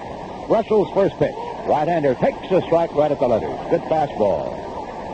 He'll be followed by Flynn and Swan, bottom third of the batting order. Russell's next fastball, a strike call. And he kept that one up on Maddox. When he's doing that, that fastball is rising. So he's jumped out in front. Here's the windup for the big guy. There's a strike right down the middle. Maddox apparently thought Russell was going to waste one, but he didn't. He has now struck out 5 for the day, and he has fanned 3 of the last 4 Met City's faced. In his career, he has not had good success against this ball club. the loser against them. Swan, just the opposite against the Cubs, is a winning pitcher against Cubs. Dan, how are you? I want to welcome the president of the WGN Continental to the old ball game, Dan Picaro. You seeing it, Andy? Here's Doug Flynn, their shortstop, right-handed hitter. Russell with the windup. Flynn checks in, it's a strike, and Russell is in the groove. At the outside corner with that one. Standing room only, and every seat sold out in advance. First time they've ever done that. Checks his swing, and Flynn looks at another strike. So Russell has thrown 5 straight strikes in this inning. And he wound up the 4th inning striking out Henderson. Cheer goes up because the sun comes out. Here's the windup, and he wasted the fastball that time. Ball 1, strike 2. And just about as quickly as I say the sun is coming out, another cloud is going to roll over and obscure it momentarily. Drops the arm, side arms, Flynn, and misses low and inside. He rarely throws that complete sidearm pitch. Again, the sun is out. Wind up to 2, delivery. Swung on, and he got under that rising fastball and popped it back foul out of play. Jam-packed, standing room only. Tied up 2-2. Mets batting on the top of the 5th inning.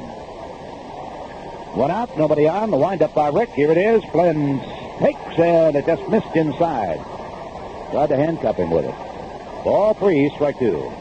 Joe Pignatano hollering it up in the coach's box at first base, and former infielder Chuck Cotty at third. 3-2 pitch. Fire. Swung on. Bouncer right out to the mound. Should be easy. Russell has it. 2 gone.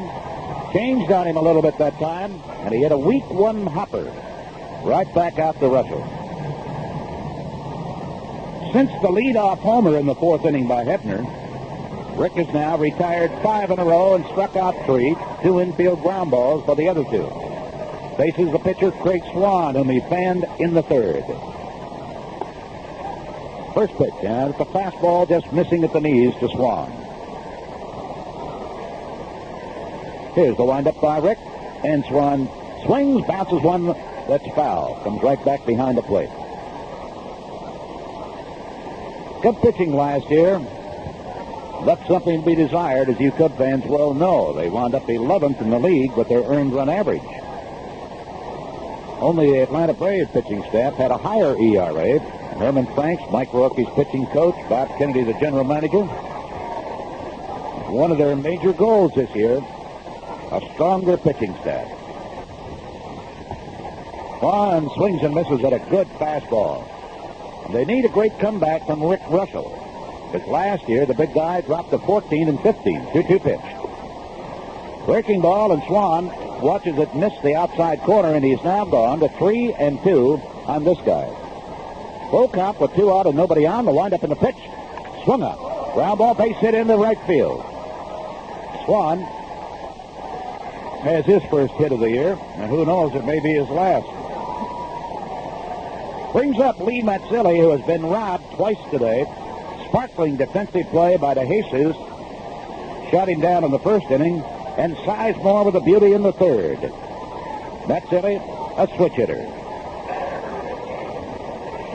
Young fella, native of Brooklyn. You know, they still have one original member of this New York Mets team. When they first came into being, Ed Kranepool. Signed at the tender age of 17 years of age, right out of the Bronx. Outstanding star at high school. Got a $75,000 bonus. Big Ed is still with him. 17 or 18 years later. Mazzilli takes that first one, and it's a ball. Lays the bat back almost like Martinez. Kicks his swing, and it's a strike. A good fastball. Ball 1, strike 1. White Sox do not yet open the season. We wish them well when they get underway at Baltimore for the weekend. 1-1 pitch. Took a little off, and he missed high. Ball 2, strike 1. Wind continues to straighten out the flags and pennants as it blows straight out to right field. Fastball. He's late. Fouls it way down the left field line. That's a souvenir into the boxes out near the Cub bullpen crew. So the count on Mazzilli with 2 out of the 5th inning, and the game tied at 2. Ball 2, strike 2. Walking slowly back to first base to conserve his energy. the pitcher, Craig Swan, who singled on a full count to keep this inning alive. And Metzelli, the leadoff hitter, trying to keep the inning going. 2-2 pitch. Look out. Way inside, just above the knees to run the count full on him. And Swan will now be running with 2 away. And Big Gaetano coaching at first reminds him of that. They tallied in the first on a couple of singles and a sacrifice fly. 3-2 pitch. Runner goes. He misses. Low, ball 4. And they've got the go-ahead run in scoring position now. That is the first walk of the season issued by Russell. Now he faces the rookie, Kelvin Chapman. He got the first hit of the year at Wrigley Field, a single up the middle in the first inning. Got the third on Richie Hebner's base hit and scored on Johnny Stern's sacrifice fly. Chapman, a right-handed hitter, grounded out to Olivares in the third. First pitch to him, and Russell found the strike zone right at the belt. Good fastball. Not too deep, but playing him to pull is Gary Martin in center field. Runners at first and second with 2 gone. Here it is. Looks up on it. He missed inside above the knees. The Cubs for the last couple of years have had advanced scouts looking at their opponents. And no exception this year. The Mets team has been well scouted. Here's a swing and a hard ground ball off the glove of Russell. Skipped into center field. Swan coming around third. Martin charges the ball. Fires. It hits the pitcher's mound. Bounces to the plate. The Mets have the lead 3-2. So with 2 out, the single by Swan, the walk to Metzelli, and Chapman, the rookie's second hit deflected by Russell out in the center field has given the Mets a 3-2 lead. So the kid is 2 for 3 today in his debut in the majors and has batted in a run. And all of this after the first 2 men were retired. Looked like it'd be an easy inning when he faced Swan. That's the thing about this great game. You never know what's going to happen. He now has to face Richie Hebner. Swings and misses for the strike. Richie singled in the first inning and homered in the fourth. So he's 2 for 2 here at Wrigley Field, where it seems like he has always hit well. The Mets have fired him for Nino Espinosa.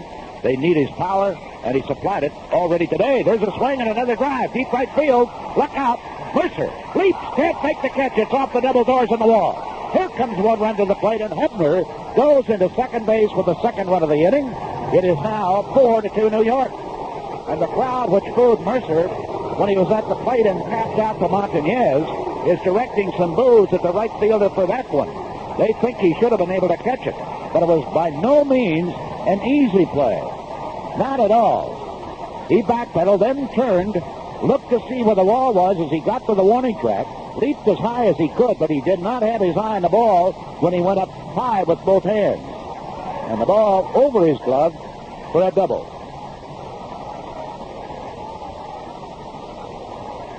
So Johnny Stearns will be in the batter's box as the Mets keep it alive. 4 straight men have now reached. 2 runs have scored, or 3 runs rather have scored. And Stearns drove in the first run of the day in the first inning with a sacrifice fly, then struck out. Right-handed hitter, former great defensive back at the University of Colorado. And he takes a ball a little bit low. Big Jim, Governor James Thompson, dropping by to pay a visit. There's a swing and a miss on a breaking ball. And I noticed that you were about as popular as Ernie Banks down there before the game signing autographs today, Governor. A couple of people bought me a beer, too. That's the real truth. That's not too bad, is it? Huh? Last year I was out here. I lost my necktie as I gave it to a guy. With the ball inside. He turned out to be a Bacalus voter. I chased him for about 30 feet. Never did get it back, but today we don't have any of that politics. That's right. 3-1 pitch. There's a strike. He thought he had ball 4. I know you're a great baseball fan. 38 years a Cub fan. Well, you go back far enough to remember a pennant flying here at Wrigley Field, huh? That's right. I'll remember something even greater than that, though, the no-hitter I saw here. Swing and a miss for strike 3. We're going to talk about that, Governor, when we come back. That's the end of the inning. 3 runs tallied, a walk and 3 hits. And as the Cubs come to bat, bottom of the 5th inning, Mets 5 and the Cubs 2. Come sun is flying on Northwest Freeway. Get that good, comfortable feeling every time you fly. Take the convenient way south to St. Louis. Fly nonstop on Northwest in the afternoon at 12:30 or 2:59. Every Northwest jet to and from St. Louis is a quiet, comfortable Boeing 727. And Northwest Super Saver fares can save you 30 to 40% round trip. For details and reservations, nonstop to St. Louis, call a travel agent or Northwest.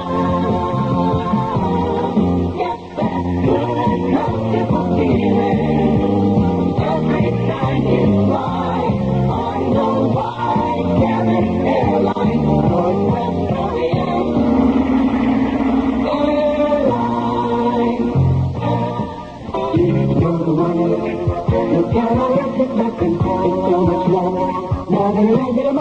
There's more in the middle of an egg McMuffin than an egg in the middle of a muffin. Say it again. There's more in the middle of an egg McMuffin than an egg in the middle of a muffin. No, I didn't get that.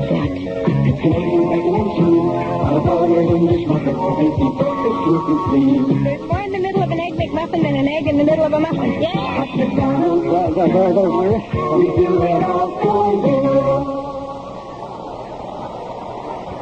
Rick Russell going to be leading off, struck out in the second inning. Governor Thompson, you were just telling about one of the most exciting games you ever saw here was a no-hitter. Which one was it? The one that Sad Sam Jones pitched a cold day like this, although I think it was raining a little bit that day, or drizzling, I guess. Yeah, it was. About 1,100 people in the stands, and there were a lot of walks and a lot of strikeouts during the game, but he walked the bases full in the ninth and then struck out the side.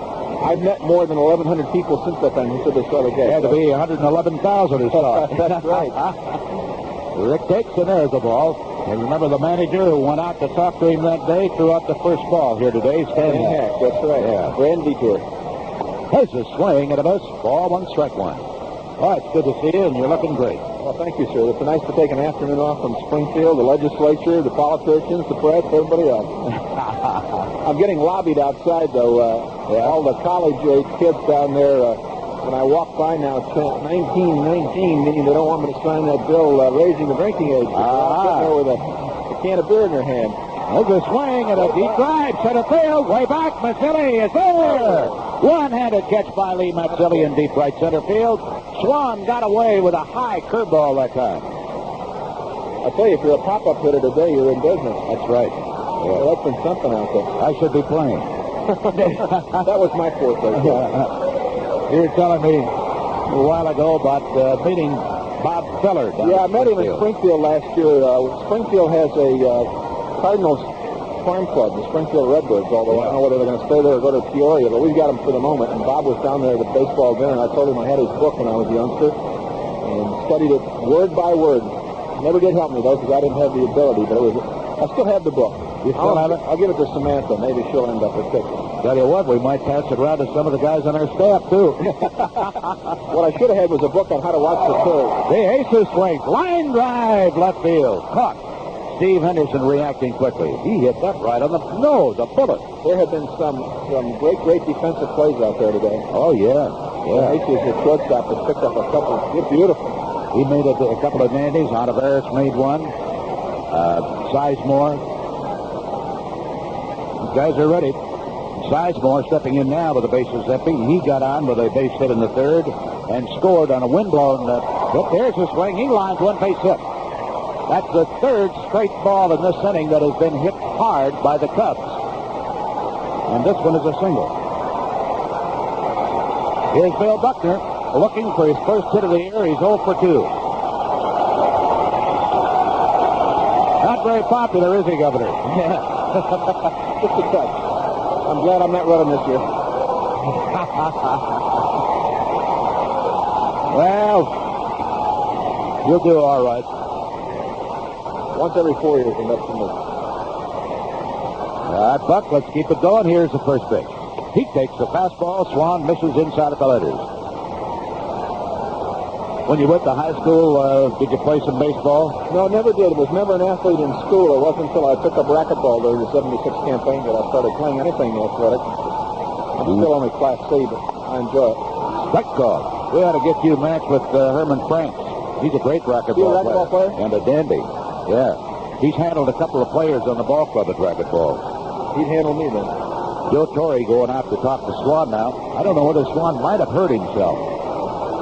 Standing with his hands on his hips now, he and Torrey walk back up the hill. Apparently he's all right. Torrey gives him some quick counsel. Well, that Torrey wasn't a bad hitter either, was he?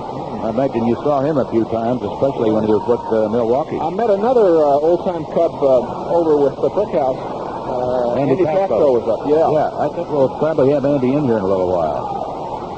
I always remember the day he caught a ball out there in center field and ran all the way in disputing the umpire's call while everybody was circling the bases. I think 3 runs scored on it. Yeah, I didn't want to recall that to him. I didn't think that was that's tough. Buckley swings, high fly ball right field, but it is going to stay in the ballpark. Barrett Maddox is there, made the catch on the warning track in right. Even with that strong wind, it wouldn't go out. I talked to Andy about that one. He laughs about it now, but he was sure hot that day, wasn't he? Sure was. Some said he trapped it, and he said he caught it, and he ran all the way in from center field. That pitcher's mound. Everybody was circling the bases in the meantime. All right, end of 5. It is New York 5, Cubs 2.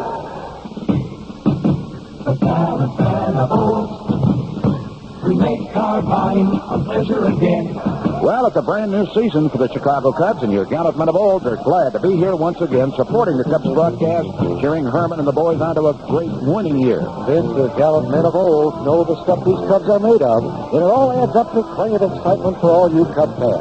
Now, of course, they hope you'll take advantage of the friendship and hospitality you'll find at your Chicagoland Oldsmobile dealer. They continue to make car buying a real pleasure for you fans with a full line of beautiful 79 Oldsmobiles. And the kind of sincere personal attention that puts you at ease. And they make buying an Oldsmobile as pleasurable as owning one.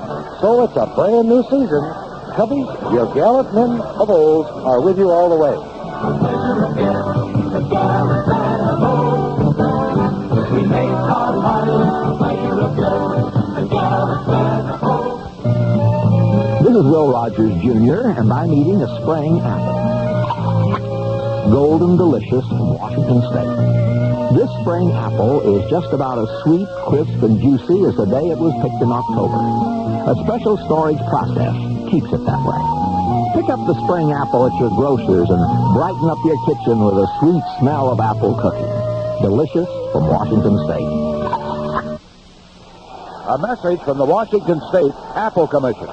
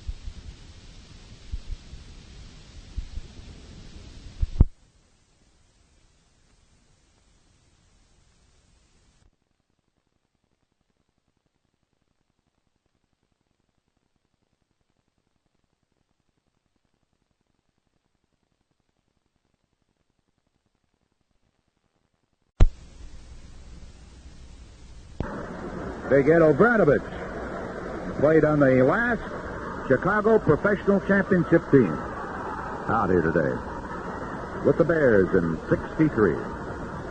Willie Montañez in the batter's box fouls the first pitch back for a strike. Russell delivers, takes a little off of that one. He misses low. Ball one, strike one of the left-handed hitter. Vince Lloyd here with you at Wrigley Field, opening day, 79. Mets leading 5-2. Top of the sixth inning. Wind up at the 1-1 delivered. Breaking ball. Montañez won't go after it. Check swing. Held up in time. Ball two, strike one.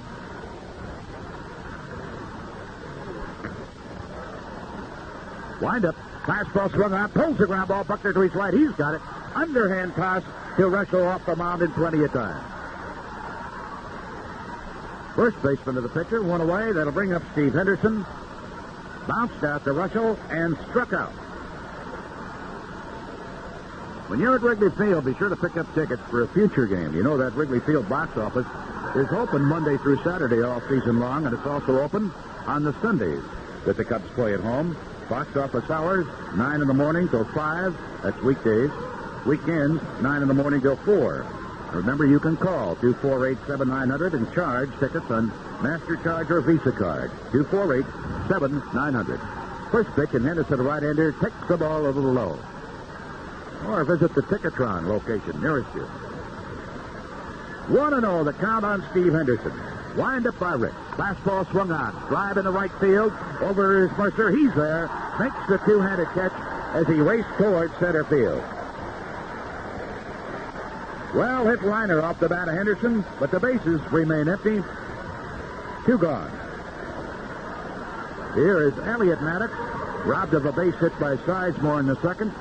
Led off the 5th inning by looking at strike 3. Russell has struck out 6 men today. Fastball. The right-hander takes it high for a ball. But after retiring the first 2 batters in the 5th inning, he gave up a single to the pitcher. A swing and a drive. Kingman to his left. He'll not get to it. It's off the wall. Bouncing back away from the center fielder. Jerry Martin chases it down. Gets it in, and it's a double off the lines in left center field.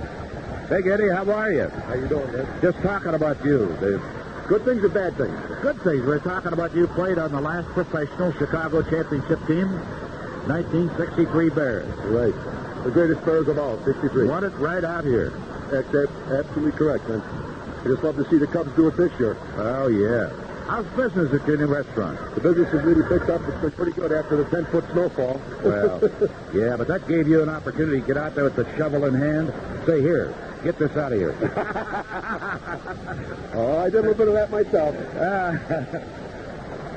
With first base open, they're going to walk Doug Flynn intentionally and take their chances with Craig Swan, who triggered that 5th inning rally. You're looking great. You really are, Eddie. I feel pretty good. You're down to what now, 320? Down to about 260 from 270. Are you really? Yes, I feel pretty good. Yeah. Running a little bit every now and then, a little racquetball, trying to keep in shape, keep young. Let me tell you now, if you need somebody at racquetball sometime, give me a call. I'll get somebody over there. Full motor. Or I'll go judge it. You and the governor ought to get together. He likes to play racquetball. Yeah, he's quite a guy. But he doesn't cheat. Here's Swan. Taking a breaking ball low. Ball 1. Ah, you look good, Eddie. Nothing like opening day, is it? Absolutely. I'm just thinking about it this morning. You know, like so many people, I love every sport. There's a swing at a high. Fly ball popped up in the center. Look out for the wind, Jerry. He finally goes out at the last moment. As the wind carried it out and made a spectacular backhanded catch. Woo. What a great athlete. Oh, yeah. Yeah. Well, but there's no sport that has anything like opening day like baseball does. There's no question about it. Vince, I tell you, the Cubs, of course, I was born and raised in the suburb, and Chicago's been my life. Yeah. And I just love to see the Cubs, the Sox, anybody in Chicago win it. And we can change it from the class of 63 to the class of 79. Wouldn't that be beautiful? All right, Cubs coming to bat here in the bottom of the 6th. Mets with a 5-2 lead. Perfect brewing water. Gottlieb Heilemann spent years searching for it. Then, on a day back in 1853, he found it. Sparkling, pure Wisconsin spring water. Today, Heileman's Old Style is still brewed with virgin pure water from underground springs that, legend has it, flow all the way from Canada. Still brewed in the old world way called poisoning. It's the most natural way to brew beer and the most expensive. It's brewing a beer not once, but twice. Double brewing, pure brewing. The way the great European brewmasters have brewed their beers for centuries. It's the only way we brew Heileman's Old Style.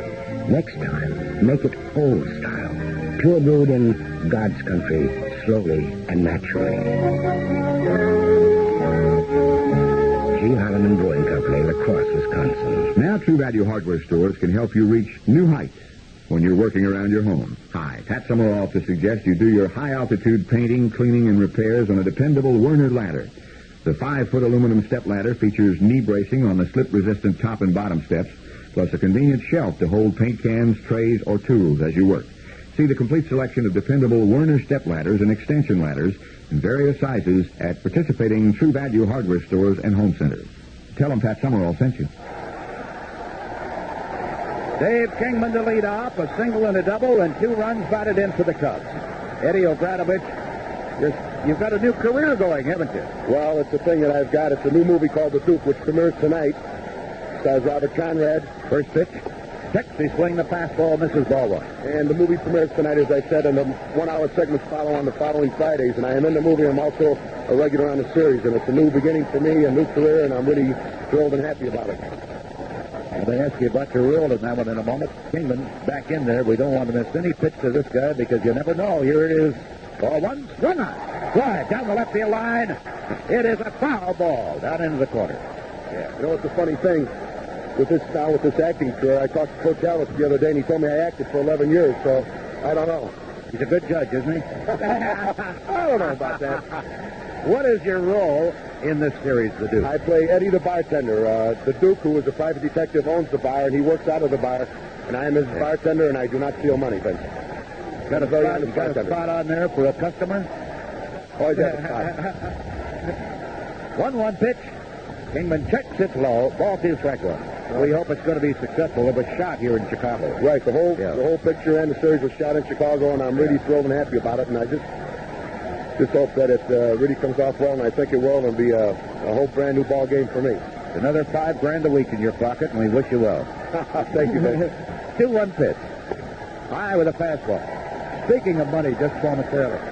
When you guys won the championship, the Bears in '63, what was the payoff? $5,800. Yeah, that's something. And I'll tell you something, I was glad to get it. Oh, yeah. But, of course, things have changed, and the ball players today, it's a different game, and God bless them, God love them. 3-1 pitch. A swing and a high fly ball, center field. Who's going to get it? Way to the line. It is gone! Wind with a little help. Put it in the basket in deep right center field. Dave Kingman's 3rd hit of the day. It is now the Mets 5 and the Cubs 3.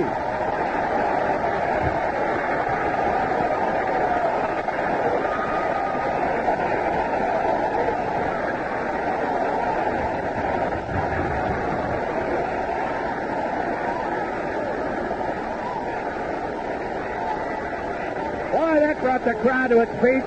We had to wait and wait and wait. Elliot Maddox kept racing to right center field. Mazzilli, who was playing way around for Kingman, was on a long run. At the last moment, Maddox leaped under the basket. It looked like he might catch it. But we got a little help from the wind, didn't we, Eddie? Maybe that's just what the Cubs need. A shot in the arm, bring them alive, and win this game. Here's Bobby Mercer looking at a ball in the first pitch. He swings and he tipped it into the middle of Johnny Stern. Ball 1, strike 1. Kingman against the Mets. A single that scored a run. A double blown by the wind for a run, and now a homer. So he's batted in all 3 Cub runs. Watch fastball, Mercer goes after it, fouls it out of play, left side. 1-2. Say, what an exciting ball player, that Dave Kingman. Oh, yeah. Well, he worked hard this spring up in Arizona. He really did. And particularly just trying to get his timing down at the plate. Well, that's terrific. I tell you something. Any great athlete will do that. And he's just shown it. He's shown it today, I'll tell you that. 1-2 pitch. Mercer swings. High fly ball, but it is not going to go out of here. Paddock over and in, and he makes the catch at the belt. That's Bobby He popped that one up. And more goals directed at Bobby Mercer as he cuts back across the field and one of the Cub dugout behind third. Bring on a Barrett, who doubled to lead off the second inning, and that's as far as he got. In the fourth, he led off, bouncing out to Swan, the pitcher. Well, I sure hope that series is going to be successful, Ed, really. Well, thank you, Vince. It's a lot of hard work and a lot of time and effort put into it. And, of course, Robert Conrad. There's a swing and a fly ball into right field. It's going to be caught, I believe. Maddox came in, slipped, recovered, maintained his balance, and made the catch in right field. So they're two gone. What I was saying with Robert Conrad, he worked so hard, and, of course, he's been a great star for 20-some years, and it's just a pleasure to work with him and Red West and Larry Manetti. And, again, I'm just, not to be redundant, but I'm thrilled about the whole thing, and don't blame you. Thank you very much, Vince. Eddie O'Bradovich. Jerry Martin going to be the batter. Fouled out and popped up so far. Juan delivers the first one to him. Swung on, ground ball to the third baseman, Hebner. He's up with it, and that retires the side. Pause for station identification. This is the WGN Chicago Cubs Baseball Network. This is WGN Radio Chicago. It's 3 o'clock.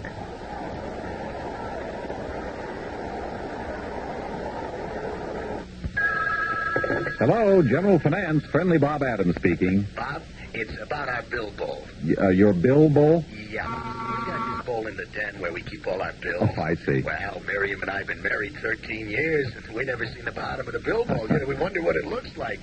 Can you help us, Bob? Certainly. A General Finance consolidation loan will clean out all those bills and leave you with one manageable monthly payment. Hey, Bob, I knew you'd help. Right. Now that I know it's coming through, I want you to share something with me, Bob. What's that? I'm going to lift all these bills out of the bill bowl, and I'm going to tell you what the bottom of the bill bowl looks like. Oh, I don't... Bob? Yeah? It's a picture of a teddy, and he has a big spoon, and he's eating porridge. That's nice. I'm just glad that you... There's a sly old fox looking in the window. Well, that's cute. Remember, you can always get a little help from a friend at General Finance. Uh-oh. I think he's going to take Teddy's porridge. 70 Chicago area offices, including Schaumburg, borrow up to $10,000. Or for a large homeowner's loan, call Landover 32020.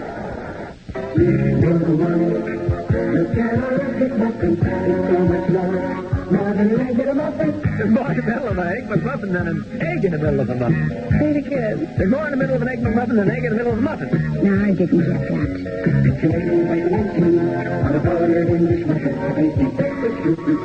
There's more in the middle of an Egg McMuffin than an egg in the middle of a muffin. Yeah. We do it all for you. We're going into the seventh inning. Lee Mazzilli, the leadoff man, and the first pitch to him a strike. He walked and scored in the fourth inning, or the fifth inning, rather, when they took the lead. Russell's next one to him, a ball, low and away. Ball one, strike one. Robbed of base hits his first few times up today before coaxing that walk in the fifth. He swings. Ground ball back up the middle for a base hit. And Mazzilli is on for the second straight time. When he reached into that fifth inning, there were two away, one on. Craig Swan triggered that fifth inning Mets rally with a single after the first two batters had been retired. Then Mazzilli walked, and then Kelvin Chapman, the rookie, who's stepping into the batter's box now, got his second hit of the day. Drove in Swan with it. Chapman is 2 for 3. Scored 2 runs. Throw to first to keep Mazzilli close. Mets now with 8 hits. Runner goes. Chapman takes. Foot drops the ball. No play at second base. A stolen base for Mazzilli, who got a great jump that time. Pitch with the ball too low. That's the first stolen base of the year involving the Cubs. Runner in scoring position. Russell checks him. Delivers. Wants the butt, misses. Ball one, strike one. Willie Hernandez and Donnie Moore are throwing in the Cub bullpen. Inning number 7, 5-3. Mets with the lead. And a runner in scoring position with nobody out. Russell checks him, delivers. Strike call right at the letters.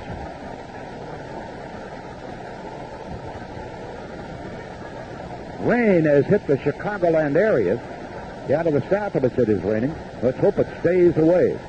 But the wind has been coming out of the south-southwest, and it may be bringing it here.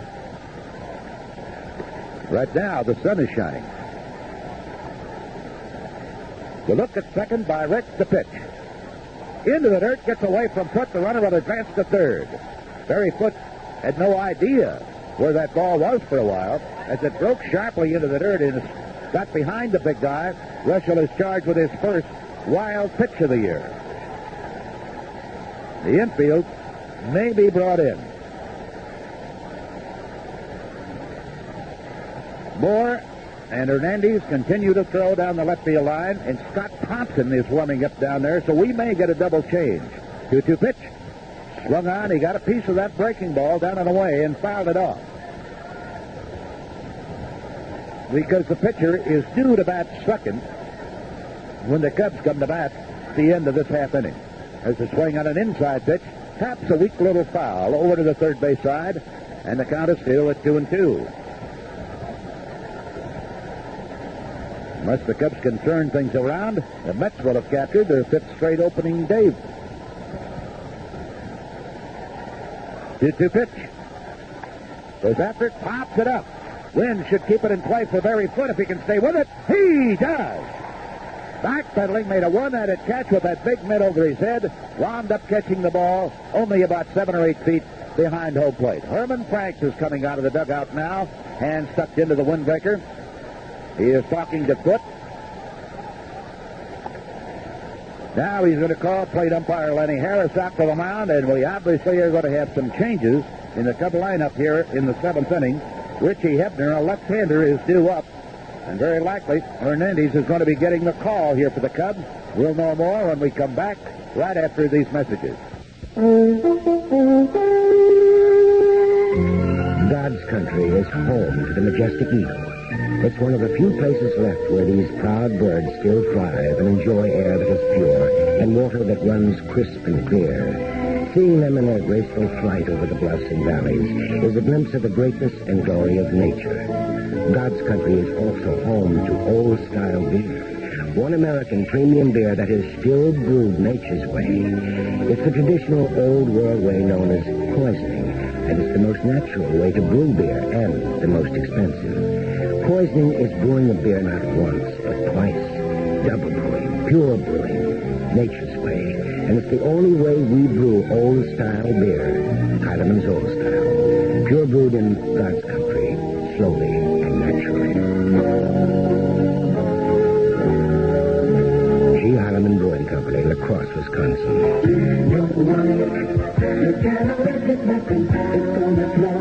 More than an egg in a muffin. There's more in the middle of an egg McMuffin than an egg in the middle of a muffin. Say it again. There's more in the middle of an egg McMuffin than an egg in the middle of a muffin. No, I didn't get that.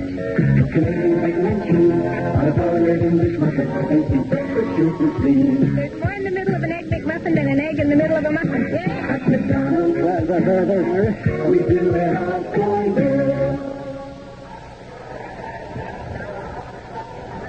The double change. Scott Thompson goes to right field. Willie Hernandez, the left-hander, warming up.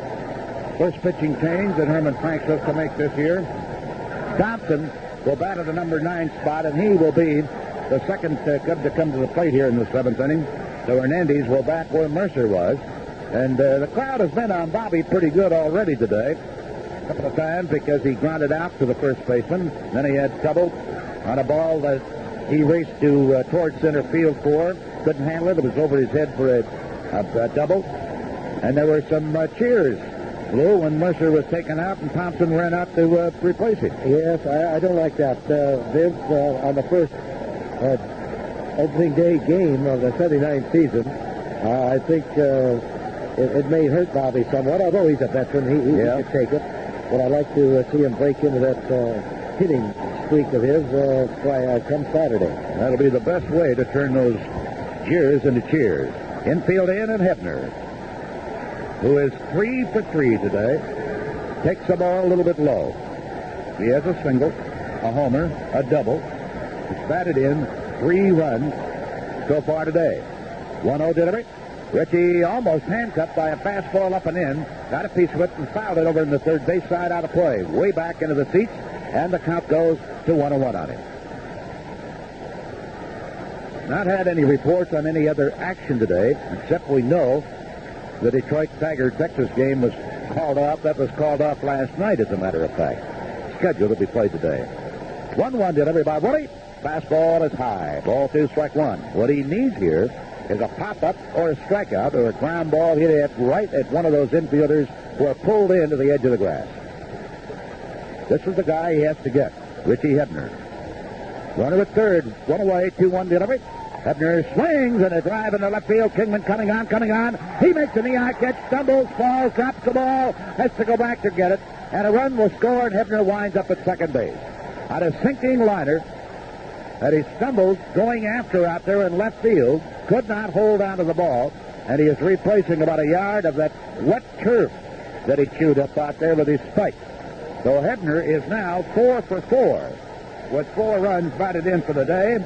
He now has a single, a homer, and a pair of doubles.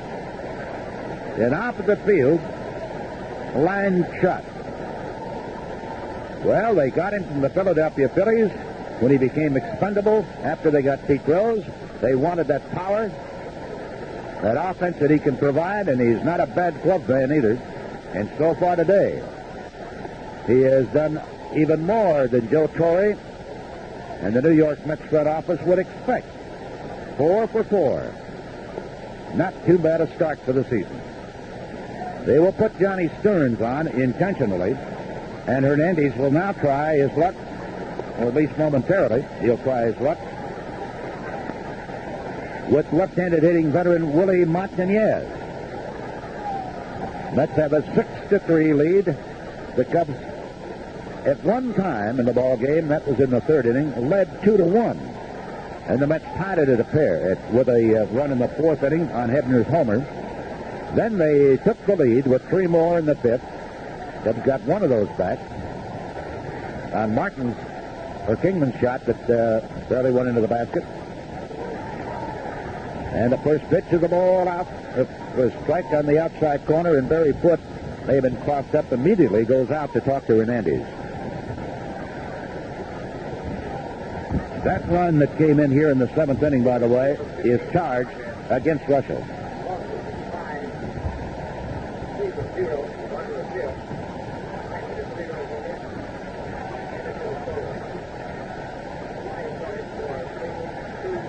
Now we're ready. Here's a strike. Runners at first and second. Big swing by Martinez. Gets under it, fouls it back out of play. 0-2 on Martinez.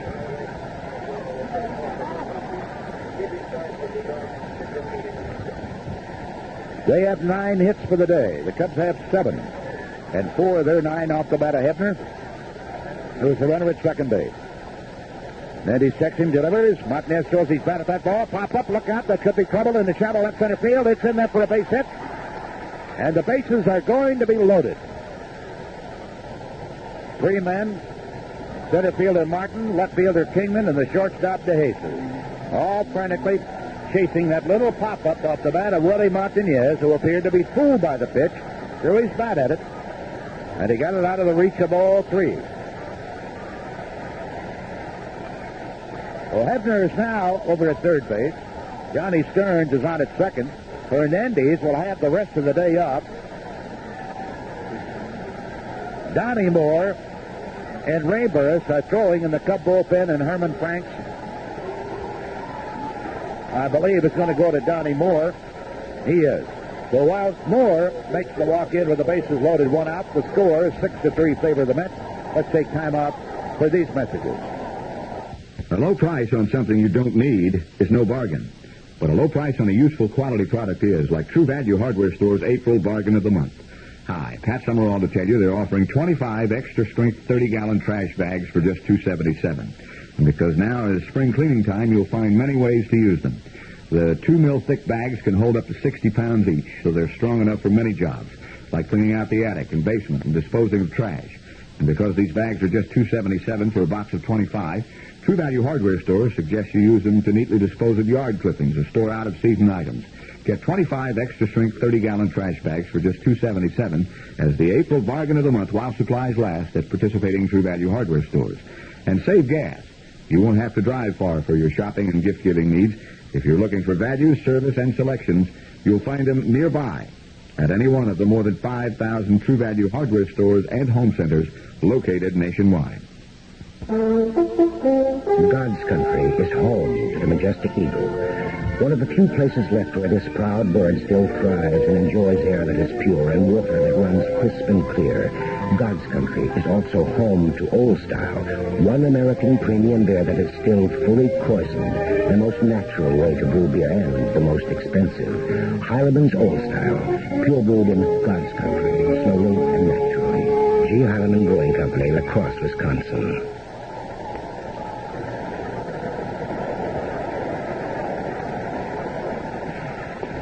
Bases loaded, Donnie Moore really in a spot. Fires to Steve Henderson, a fastball that misses ball one. Henderson, no luck against Russell in 3 trips. Bases jammed. Wind up the pitch. Little bit low with a fastball, 2-0. And Henderson showing a good eye against him. What a spot for the Cubs' first double play of the year. So Donnie in the hole. Gets his sign. Right-hander winds. Henderson swings. Bouncing ball back to second base. Hit by everybody. 1 run scores. Here's another run coming to the plate. On 2-0, Henderson hit one that really was magical in its location. Barely eluded first Moore and then the shortstop DeJesus. Boy, he took a big cut at it. Ball skipped just behind the bag at second. So he's batted in a pair of runs. He's the guy that last year drove in 18 against the Cubs. 8-3, New York leading.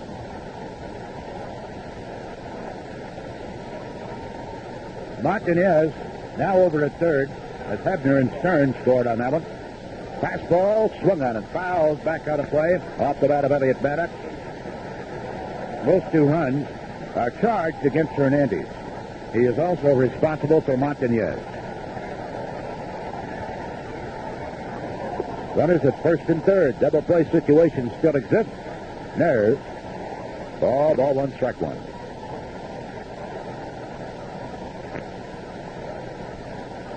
Donnie from the stretch fires. Maddox a swing and a miss. He did not have a good cut at that one. Could not hold up in time. 1-2. Moore was the workhorse of the Cub bullpen last year in total appearances for the season. Worked on a changeup this spring. 1-2 pitch by Donnie. Fastball a little high. Right up in Elliott Maddox's eyes. It's 2-2. Martinez running at third. Steve Henderson at first base. Mets leading 8-3. Lob toss to Buckner at first. Henderson crawling back.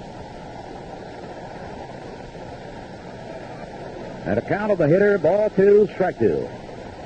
Moore fires. Swing and a drive center field. On the run is Martin, but he can't get to it in time, and it's in there for a hit.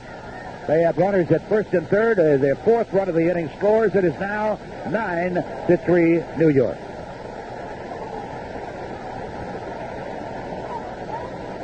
Elliott Maddox with his 2nd straight hit of the ball game. Drives in his first run. I'm going to tell you, Lou, I didn't think Martin was going to get to that ball that quickly. No, the ball was sinking and slicing away from him. You mentioned Moore with his pitches, and he hasn't thrown that let up Not yet. Doug Flynn, the shortstop, 8th man in Torrey's batting order, steps in and he takes the strike. Henderson at third, Elliott Maddox at first base. 9. He's going to bunt on the squeeze. Gets to the first base side of the mound. Now it is thrown to the plate, and Foote cannot tag him in time. The suicide squeeze executed here in the 7th inning brings across the 5th run of the inning and now makes it 10-3. Let me tell you, that was a perfectly executed surprise maneuver, Lou. Yes, indeed, and it was another run, of course, for the Mets. And Moore, charging that ball off the mound, also had Buckner there. And the plate umpire, in my opinion, made the correct call. It just meant that Henderson just beat the tag by Barry Foote.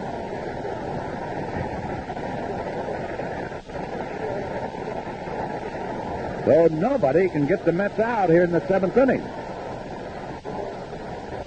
Hernandez gave up a double, walked one man intentionally, gave up a single, more, a single, and now a suicide bunt single.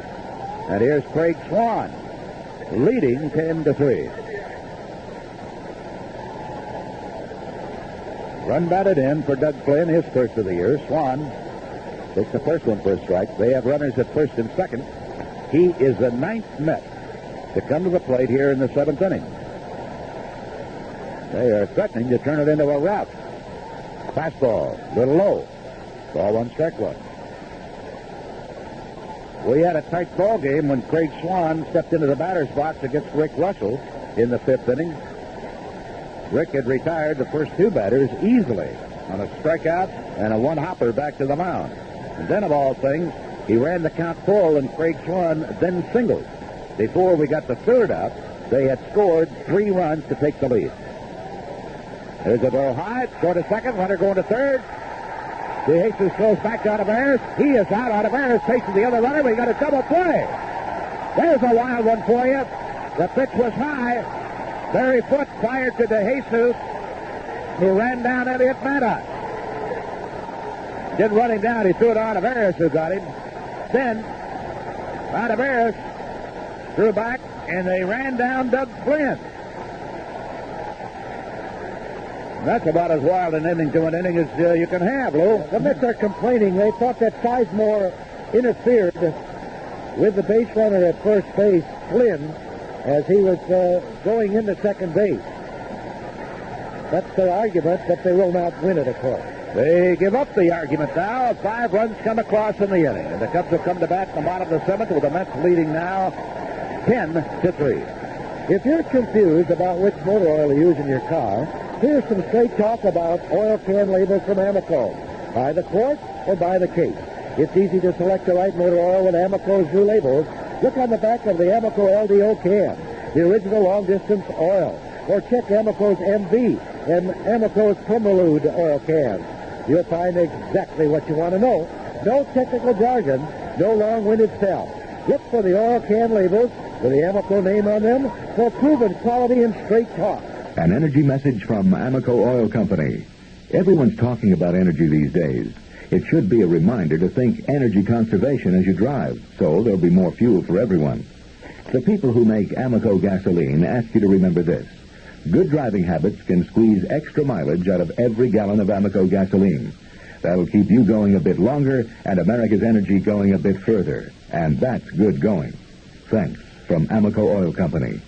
Hi, I'm Jim Moore, and I'm talking with Frida Fur. Frida, what kind of fur are you? Mink, Jim. Any plans for the summer, Frida? Neiman Marcus Fur Storage. Really? Mm-hmm. They do cleaning and glazing. There's plenty of breathing room. A cool 40-degree temperature. Is that important, Frida? Important, Jim. Fine furs need a cool environment through the summer. Otherwise, we wilt, lose our bodies. Oh, that's terrible. I know. So I'm spending my summer at Neiman Marcus Fur Storage.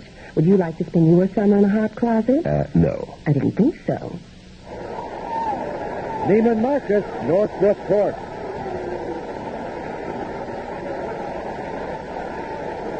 Well, we've got a weird one here. The Mets did not take the field. While you were listening, I hope, to that commercial. Instead, what the umpires have now done is to reverse their decision on what would have been the inning-ending double play. They apparently have ruled that Sizemore did interfere with Doug Flynn. And he is now at second base with 2 outs and a count on Craig Swan, a ball, 1 strike 2, and that is really weird. Yes, it is. Maddox was picked off second base, and they allow that play to go through because DeJesus threw down Olivares caught the runner going into third, but in some way or fashion, Sizemore interfered with Flynn, and you can see Sizemore talking to the first base umpire. Yep. The first base umpire did not make the call no, he did until he was appealed to by the Mets. That first base umpire is Dick Cavanaugh from suburban Deerfield, 46-year-old manufacturer's representative and an umpire and official, amateur league, or basis rather. The Cubs had left the field, but the Mets did not take the field. After a long delay, that was the result. Now 2-1 pitch. And Swan looks at a strike from Donnie Moore. So they just ruled now that Elliot Maddox was caught stealing. Not an inning-ending double play, as everybody thought. Fastball swung out of his, strike 3. All right. We're not going to leave here right now. 5 runs on 5 hits in the inning. And that's enough of that kind of nonsense. The Cubs are going to have to rally in the bottom of the 7th. It's time for the 7th inning stretch. Did they make an official announcement about that, Lou? Well, as I gathered from the announcement was that the man interfered with the fielder before he caught the ball. But I can't understand that ruling because it was a throw from the catcher to the shortstop to the third baseman. Yeah. That's where the collision was. Sizemore didn't even touch the ball. He interfered with the fielder. But is that what they said? I'm going to go over and check it out. Right. Here. Wow. And this is only opening day, my friends. On the feet for the stretch. Come on.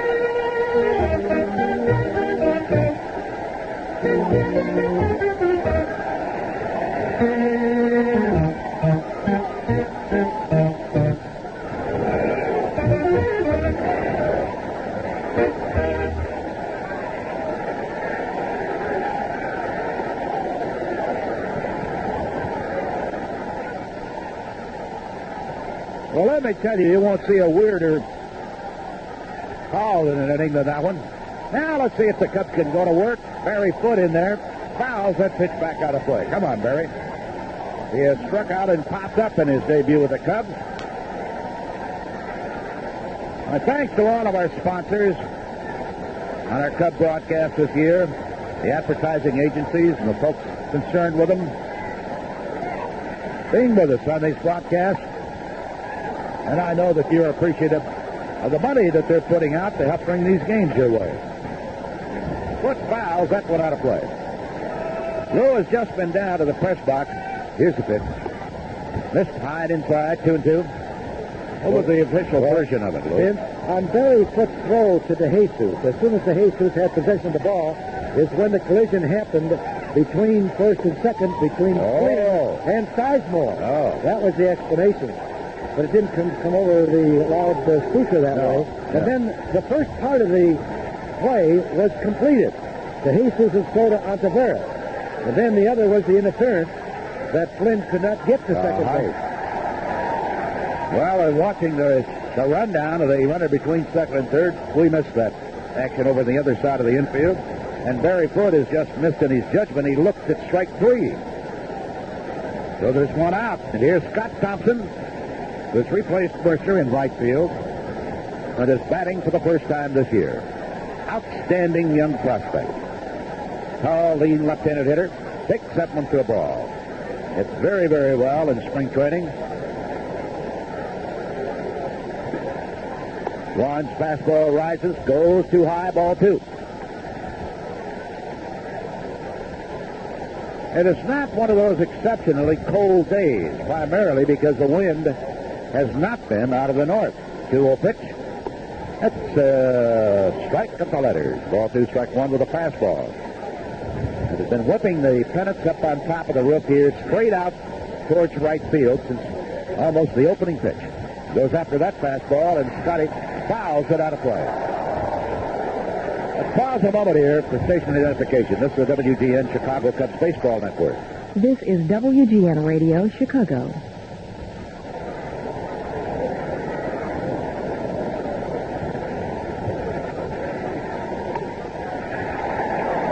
That pitch one out, and he hits one into left field. It drops in there in front of Steve Henderson and beyond the range of the shortstop. And Scott Thompson really pocket. Awfully good contact.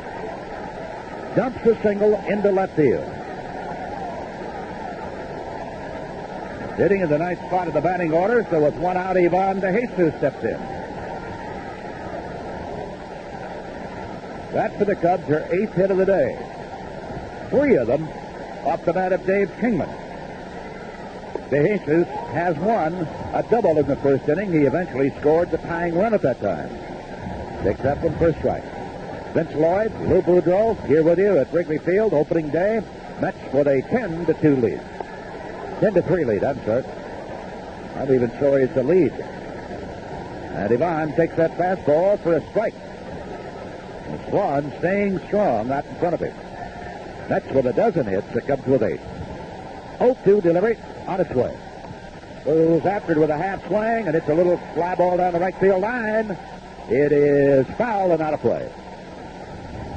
It's not a foul ball, but look where the kid is, at third base. Yeah, I like that, because you can't take anything for granted today with that wind.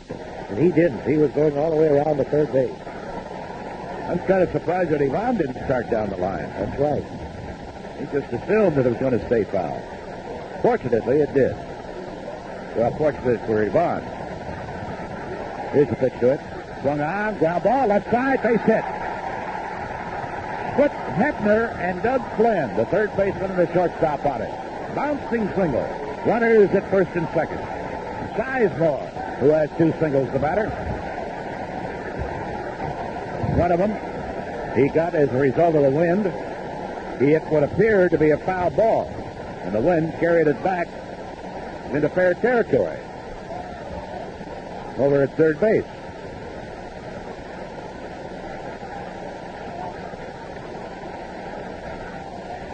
Scott Thompson, the runner at second. Sizemore, the batter. And the Mets bullpen now will get busy. First pitch, he tries to bunt. Gets it foul. Back out of play.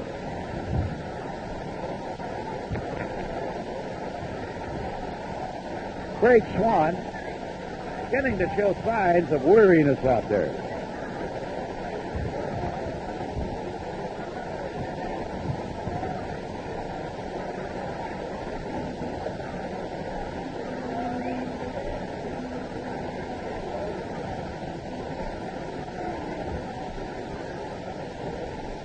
Sizemore wears uniform number 6. He's out of the batter's box momentarily. Now steps back in. Runners at first and second, one away. Swan's pitch. Slaps one foul. To the first base side, wound up in the Mets dugout. 0-2 the count. I believe one of the young fellows warming up for the Mets is Orozco, a rookie left-hander. Say that because the uniform number he's wearing in that uniform is not listed on any scorecard or any other material. Foul ball off the bat of Sizemore, comes back out of play, and the count stays 0-2. With that left-hander is Bryce Bernard, a right-hander. 0-2. Ground ball could be 2. Over to Flynn. Flynn to second base, and the Mets have the first double play at Wrigley Field for the year. Shortstop to second to first. No runs, 2 hits. At the end of 7, it is still New York 10 and the Cubs 3. Don't close your eyes to the problems of harsh, annoying light in your home. Instead, install General Electric soft white bulbs from True Value hardware stores for soft, pleasant illumination. Hi, Pat Summerall to tell you, GE Soft Whites feature a milky coating inside the bulbs that softens the light so it shines without harsh glare and hard shadows. And because there are fewer shadows and less glare, General Electric soft white bulbs are easier on your eyes. True Value hardware stores offer GE Soft Whites in 60, 75, and 100-watt sizes to suit any room's lighting requirements. See what a difference they'll make in your home. Soften room lighting and reduce annoying glare and shadows with GE Soft White bulbs. They're just part of the complete selection of General Electric bulbs at participating True Value hardware stores and home centers. Save gas. You won't have to drive far for your shopping and gift-giving needs. If you're looking for values, service, and selections, you'll find them nearby at any one of the more than 5,000 True Value hardware stores and home centers nationwide. $1 million in diamonds, emeralds, rubies, sapphires, and gold await you today. Where? Al Era, Manufacturing Jewelers, 5 South Wabash. Save 30 to 40% on distinctive handcrafted rings, bracelets, pendants, and earrings of 14 and 18 karat gold. Not a jewelry store, but a showroom and factory where your jewelry can be made to order. Open weekdays 9 to 4, Saturdays till noon. So save 30 to 40% at Al Era, Manufacturing Jewelers, 845 South Wabash. Call 726.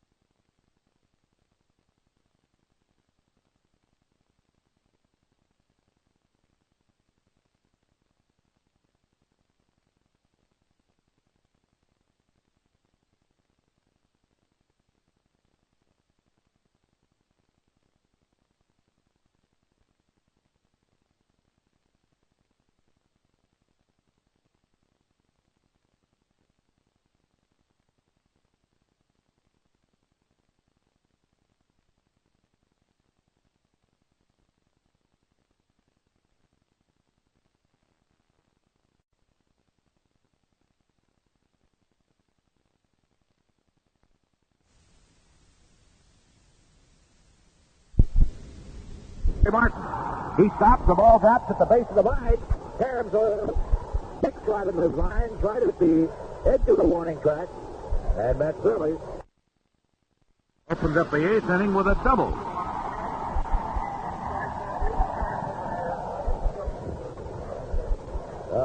They now come up with a rolling attack in the 7th inning. And what looked at first to be a double play and a rundown, first of a runner between second and third, and then between first and second, obstruction was charged against Ted Sizemore, preventing the runner from going from first base to second base. And as a result of that, Sizemore is charged with an error. Nothing developed from that because Greg Swan struck out to retire the side. Here's a couple of strikeouts here. Kelvin Chapman, the rookie second baseman, has scored 2 runs today, 2 hits in 4 trips to the plate. Right-handed hitter, straightaway stance. Johnny Moore's breaking ball low, ball 2. Ray Burris again throwing in the Cub bullpen. Matt Shirley has scored 2 runs today, and he's in scoring position right now.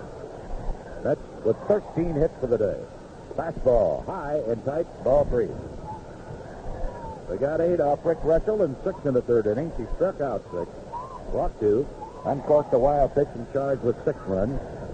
Hernandez, that's nobody out, faced 3 batters, give up 2 hits, an intentional walk. All 3 of the men who reached on Woody scored. There's the strike, 3-1 now. Johnny Moore It's worked 2/3 of an inning so far. In a bit of a jam. 3-1 pitch.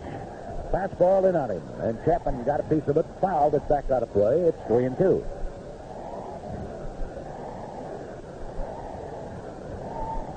Kelvin Chapman.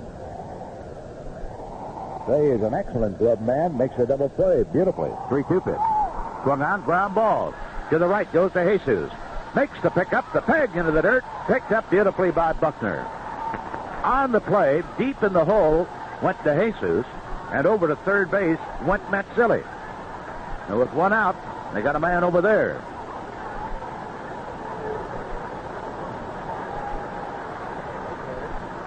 Jesus, after bracing himself, getting that ball, tried to get a little extra on it and threw it into the dirt. But Buckner, a clean pickup for the out. Now Richie Hebner, come to bat 4 times today. Has 4 hits. Gets under that one, pops it foul. Out of Harris, near the back of third, has a play, standing right in the bag. He grabbed it. And with him was Matsili standing on the bag. Thank heaven we got Hebner out for the first time today. And a couple of doubles, a homer, and a single had driven in 4 runs. Now Johnny Stearns drove in a run with a sacrifice fly in the first inning. Struck out twice, was walked and scored. Goes after that one, fouls it back. Moore keeping the pitch up and in on Stearns, a right-handed hitter. Catcher that the San Francisco Giants tried to pry loose.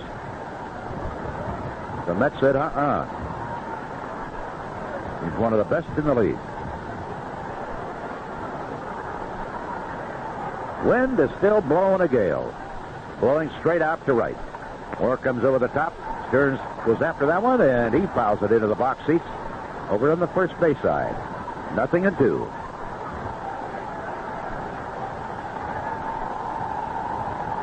Bruce Sutter is standing as the protector for the guys down in the bullpen. The 0-2 delivery. Goes after it late, fouls it way down the right field side, out of play.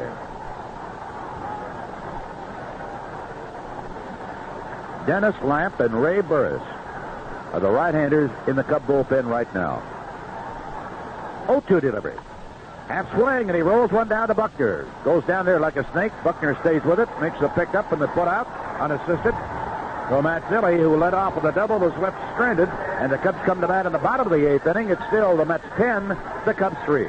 This weekend, come to McDonald's. Good morning. My daughter has tap dancing lessons at 10:30. Oh. What would you like, Felicia, dear? I like cheese and I like muffins. I would like an egg McMuffin. Felicia, put it on hold, Felicia. He serves your breakfast faster. You have plenty of time to make the most of your morning. We want something quick and fast and good. Today we're going bowling. Huh? Bowling, fishing, Lane Creek. Breakfast. Ready? Yeah. Make the most of your morning and still have time for a delicious hot breakfast. I'm going to make the most of my morning. Could you step up closer to the counter? Not with my skis on, no. Enjoy fresh grade A scrambled eggs with hash browns and sausage, hotcakes and sausage, or own egg McMuffin. What would you like, sir?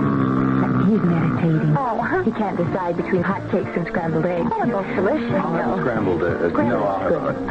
Darling. Darling. My cash register's vibrating. We do it all for you. Thank you, everybody. Make the most of your morning. Listen, people, of what's here. To find a new You'll get a real head start to exciting new job opportunities in the manufacturing, secretarial, and clerical fields with this Sunday's big expanded Sun Times Job Mart. Don't miss it. There's a real future in it. Dream your dreams and get your start with the Sun Times Job Mart.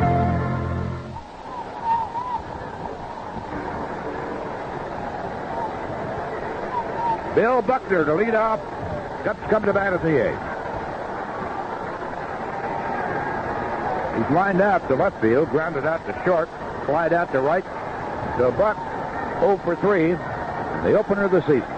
Some of the bleacher fans have headed for Ray's refreshment spot across the way, or perhaps to the Cubby Bear.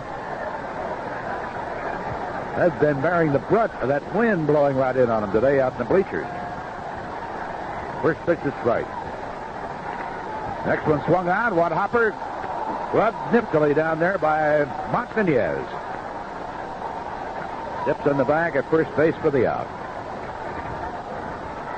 One of the most colorful ball players in the business, Willie Montañez. Lots of talent. Puts on a pretty good show. And here's a guy who can also put on a good show when things are going for him, Dave Kingman. And today, he has a single, a double, and a homer. If he gets a triple here, he'll open up the air for the cycle, hitting for the cycle. Big swing, and a foul tipped into the mitt of Johnny Stearns. He went after one that time that appeared to be just about at the knees. He almost broke his back.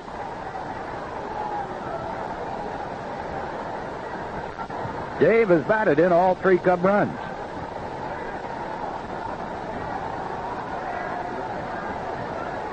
Swan into the windup, and Dave takes it high. Ball, 1 strike 1. Cubs left 1 man out in the first, 1 in the second, 1 in the third. Went down in order in the 4th inning. Left a man on in the 5th. Nobody on in the 6th inning when Kingman led off with a homer. The next 3 guys went out easily. And they left a man on in the 7th. There's a strike. Ball, 1 strike 2, and the crowd boos that call. 1 out, nobody on. Mets really threatening to spoil the home opener for the Cubs. 1-2 delivery. Tapped a little foul as Swan changed on him.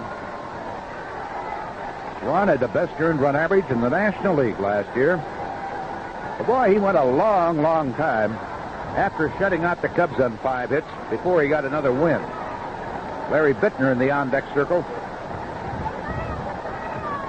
He'll bat for the pitcher. Wind up, 1-2 delivery to Dave. Swung on. And a ground ball down to Hefner, deep at third. Straightens up pegs to Montañez for the out. So here will be Larry Bittner, whose base hit last year won the opener. There's no chance to do it in this time at bat.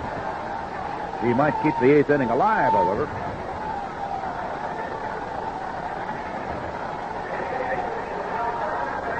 Larry had to endure having 4 wisdom teeth pulled out in Arizona at spring training. Swan has gone the distance. The Mets have racked 3 Cub pitchers so far. First delivery, the left-hander gets under it, fouls it straight back, out of play. Swan went over 3 months last year without a victory after his shutout of the Cubs at Chase Stadium on 5 hits on April the 10th. Went over 3 months without another victory. Fastball to the right-hander, found the strike zone. 0-2.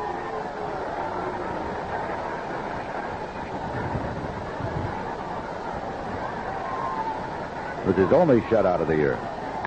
There's a swing and a bouncing ball. Montañez backs up, gloves it to his right, whirls around, throws to Swan. Cubs go down meekly in the 8th. At the end of 8 innings of play, still the Mets 10, the Cubs 3. In God's country, we value tradition. You see it everywhere, especially in our beer. Heileman's Old Style is one American premium beer that is still brewed the traditional Old World way, the way the great European beers have been brewed for centuries. Generations of brewmasters have passed on this brewing art that, to this day, is called poisoning. It's double brewing, pure brewing, and it's the most natural way to brew beer and the most expensive. Right now, millions of gallons of Old Style are quietly resting in our poisoning cellars, aging ever so slowly the traditional way, the Old World way. No artificial carbonation, no modern shortcuts, just nature and time and skill. Heileman's Old Style, pure brewed in God's country, slowly and naturally. Heileman Brewing Company, La Crosse, Wisconsin. You know, Vince, I could have told you the score before this game began. Ah, that's impossible, though. Oh, no. Because before the game, the score was 0-0. Oh, swell. Fell into that one. All right, now tell us the score in Old Cutlass. Cutlass? Well, it's America's favorite mid-sized car because it's not just one car. The old Cutlass is different cars for different people. So you can raise a little ruckus with a brand new Cutlass any number of ways. That's right. So, friends, stop in at your Chicagoland Oldsmobile dealer today. Yeah, tell them Vince and Lou sent you. Won't cost you anymore.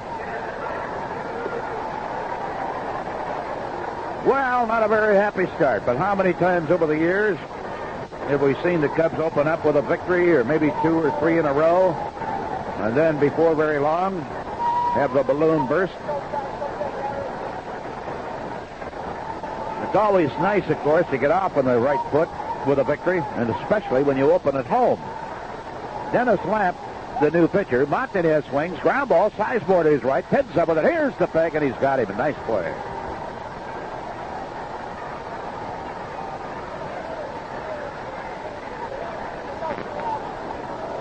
But I think in Craig Swanloo, we're looking at one of the better pitchers in the National League. Yes, I would have to say that he's number one on the Met staff at this particular time. That's why he drew this assignment.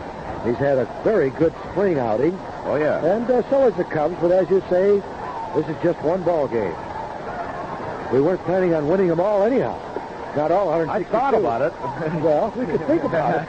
No doubt about that. But we're not going to lose them all either. No. And Henderson takes one for a strike. Steve Henderson, the batter, against Dennis Lamp. Sidearm fastball, whipped low, 1-1. I'd settle right now for 100 wins. I'll drink to that. Any other amount of wins. I know a lot of other guys that are out here that would, too. There's a swing, and Henderson draws one to right field. Scott Thompson made a good recovery. He started in, and then the youngster put on the brakes, leaped up and back, and gloved that ball one-handed. Be careful on one of those today with that wind blowing out the way it is. It got great reaction. Oh, they're 2 gone. 9th inning. Mets with a 10-3 lead. More folks have headed for the exits in the nearest refreshment spot. Elliott Maddox stepping in, 30-year-old veteran. Double and a single so far today. 4 at bats. Looks at Lamp's first pitch of ball. Tomorrow will be an off day for the Cubs. Then the Mets and the Cubs go at it Saturday and Sunday at Wrigley Field. The ball.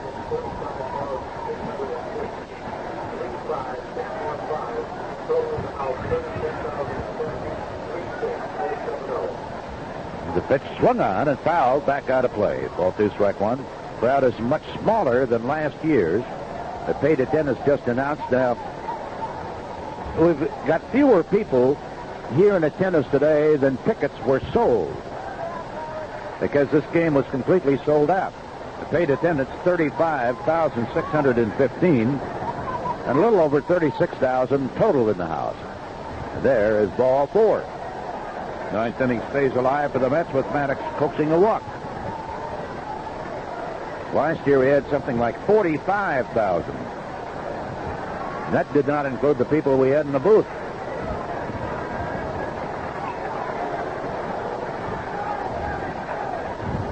Batter Doug Flynn swings, rolls one down the third base line. It is a foul ball. Picked up by Universe. Strike 1 count. But they'd sold out the ballpark in advance this year for the first time.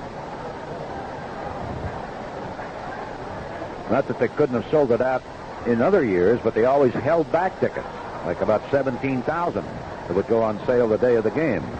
But this year, to avoid that congestion here at the ballpark in the morning, they sold out everything well ahead of time. But not everybody who bought tickets showed up. So we only had 35,615 paid. Strike on Flynn. Ball 1, strike 1 on Doug Flynn with a man at first in the 9th. 2 out. Mets leading. Sidearm fastball. Strike called. 1-2.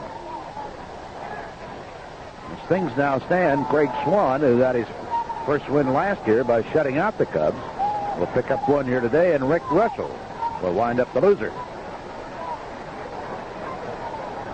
1-2 the count with 2 out. Swung on, rolls one out front of the plate. Barry Foote out there, picks it up, fires down to first to Buckner.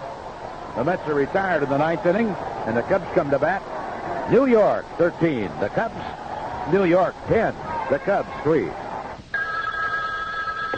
Hello, General Finance. Friendly Bob Adams speaking. Bob, should the garage door go up when I use the electric can opener? What? Or the toast pop up whenever I vacuum? Who's this? Lillian Kappelmeyer here, Bob. Remember you gave Mary, my husband, a loan for electronics school? Oh, yes, Lillian. How's it, Should my electric toothbrush brush every time the door buzzer buzzes? Does it? Only if the sump pump's running. Boy, your husband's really a whiz. All he has him to do is change a light bulb. And now? Wait a minute, Bob. I have to preheat the oven. Oh, cooking dinner, huh? No. That turns on all the streetlights on our block. Maybe Murray should have gone to that upholstery school. Bob, we need a home repair loan very desperately. Home repair to, Repair all the electronic wizardry of Thomas Alva Kappelmeyer. Well, that home repair loan is practically on its way. Lillian, do I hear water running? Yes, I'm standing in the shower, Bob. It's the only way I can get the telephone to work. I've got to hang up now. It's starting to get pruny. It's all right. You can always get a little help from a friend at General Finance. 70 Chicago area offices, including Tinley Park. Borrow up to $10,000, or for a large homeowner's loan, call Andover 32020. The Conrad Hilton has a big deal for business people coming to Chicago. Just $30 for a single room, only $10 more for a twin. This special price not for meetings and conventions, and you must reserve within 30 days prior to arrival. Chicago for $30. When you have business in Chicago, it's a big deal at the Conrad Hilton. For reservations and more information, call your local Hilton reservation service or your travel agent. Dwight Bernard is coming on to see if he can finish up for Craig Swan. Bernard, right-hander, born down in Mount Vernon, Illinois. Next, he's home at Bellevue, Illinois now. Fires the first pitch in the bottom of the ninth. Oliveras takes it, ball 1-2 low. Bearded fellow wears glasses. Fastball, it's low. But most of last year at Tidewater in the Mets farm system, where he was 5-3 with a great earned run average. Delivers a strike right at the letters, 2-1. With the Mets in 30 games last year, Bernard was 1-4. He's got just about 95 days in the majors. 2-1 delivery. Swung on, ground ball, right side of the mound, picked up by Bernard. Throws to Martinez for the out. One away in the ninth inning.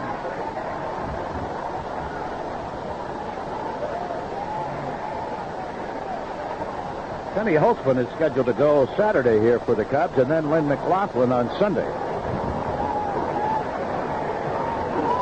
Zachary slated to be the Mets starting pitcher Saturday. Boy, he's a tough one.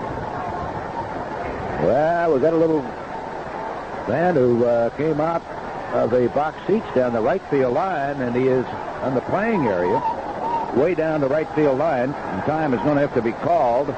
I did not see Lou, whether he fell out of there or what happened.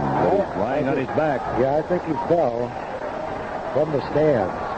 Oh, he's just putting on an act. Now he gets up. He wants to get out of that field. He's going to get out all right because the cops are going to get him and wheel him down to the slammer just a couple of blocks down the street.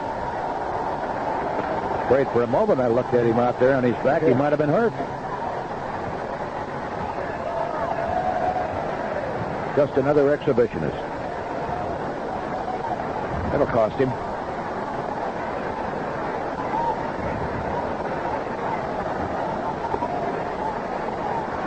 I'll tell you, we got a full larder up here in the grocery department.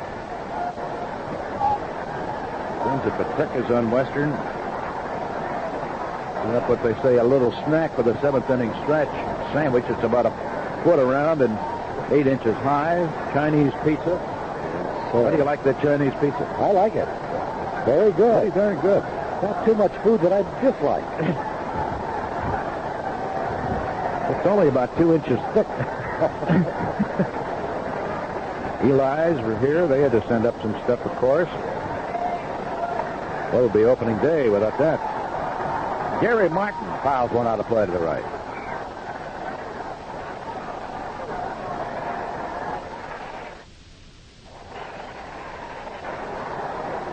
Well, let's see. Newcomers, Ted Sizemore today has a couple of singles.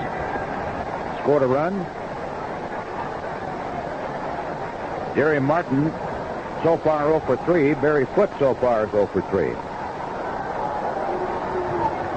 And a fastball high and tight to Jerry. Fouled out to the catcher, popped up to third, and grounded out to third. Bernard fires a fastball that's high, 2-1.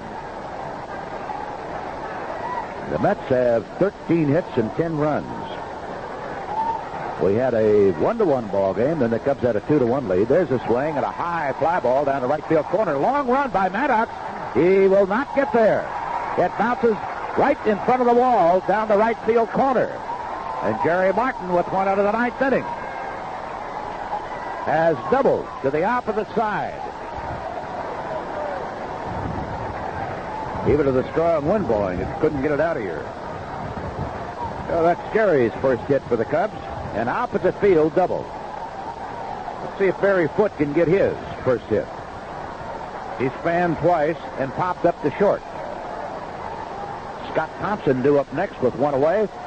Made a big, big rally. Like 7 runs to tie. Bernard looks at second. Right-hander's pitch. Swung on and fouled. He looks like he's got a sinker there, Lou. Yes, a very good sinker. And Joe Torre wants to use this fella in relief, hoping that he can make him a relief specialist. The principal guy, of course, has been Skip Lockwood. There's a fastball swung on a miss. Let's pause a moment for station identification. WGN, Chicago Cubs Baseball Network. This is WGN Radio, Chicago.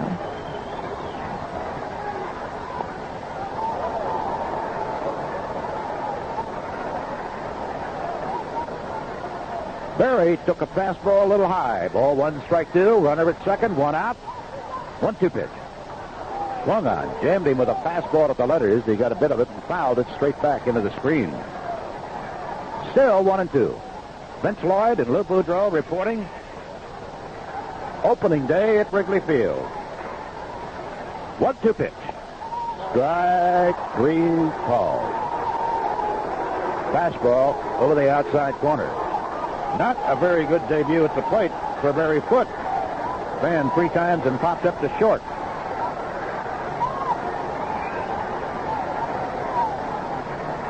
So with 2 gone, final hope of the Cubs rests on the shoulders of the young potential star, Scott Thompson. Hitting in the 9th spot, came on to play right field in the 7th inning. Singled into left field his only time up today. 10-3 score. Well, the Mets have the 10. Here's the pitch. Swung on, base hit, dropping into center field. Here comes the Cubs' 4th run of the day. Jerry Martin to the plate. They concede that one. Scott Thompson is 2 for 2 with an RBI. And his fans are going to be clamoring, Lou, for him to be in that starting lineup. Let me tell you, he's done everything that Herman has asked him to do. What a great spring, and it's continuing on here. He makes contact, and it seems that every hit that gets off his bat, line drives. Yeah. Got a beautiful stroke. He really has. Johnny Stearns has gone up. Give his pitcher a little pat on the fanny. So come on now, we only need 1 more out. We can get back downtown and have a good dinner. Let's go get it. DeJesus stepping in. Got a double to lead off the first inning and scored. Singled in the 7th. He swings, drive into center field, base hit. Over to cut it off is Matilli. Here's Thompson going to third. And Ivan DeJesus, 3rd hit of the day. Never know. Just keep it going, boys. No single here, single there, and a long ball. Yep. While a lot of the fans have headed for a warm spot and a refreshment or two, about 20,000 or more are still here, and they see Rube Walker, the pitching coach, walk out to the mound. He's going to get a right-hander. I guess that's Lockwood out there, his veteran reliever, starting to throw.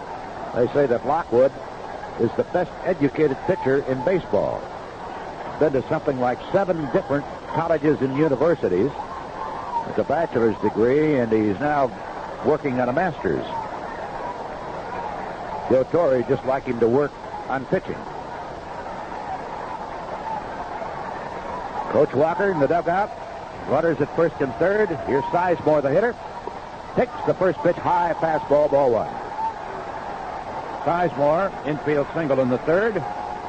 Single in the fifth is 2 for 4. Grounded into a double play that killed the seventh inning. 1-0 delivery to Ted. He takes. It's a strike at the knees. Ball one, strike one. Mets now with a dozen hits for the day. 3 in the ninth inning off Dwight Bernard. He delivers in a swing and a foul. Ball one, strike two. Young man from Mount Vernon, Illinois.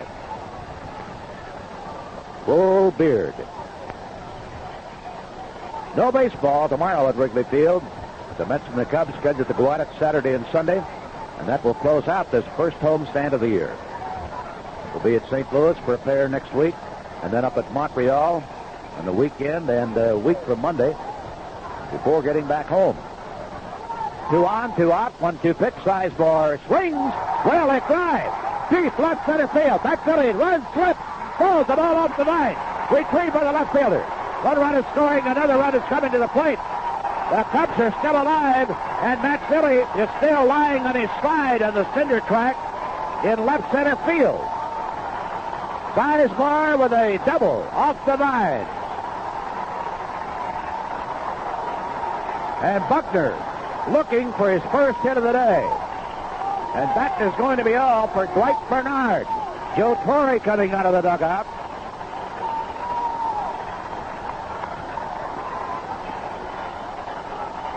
Three runs have scored here in the ninth inning.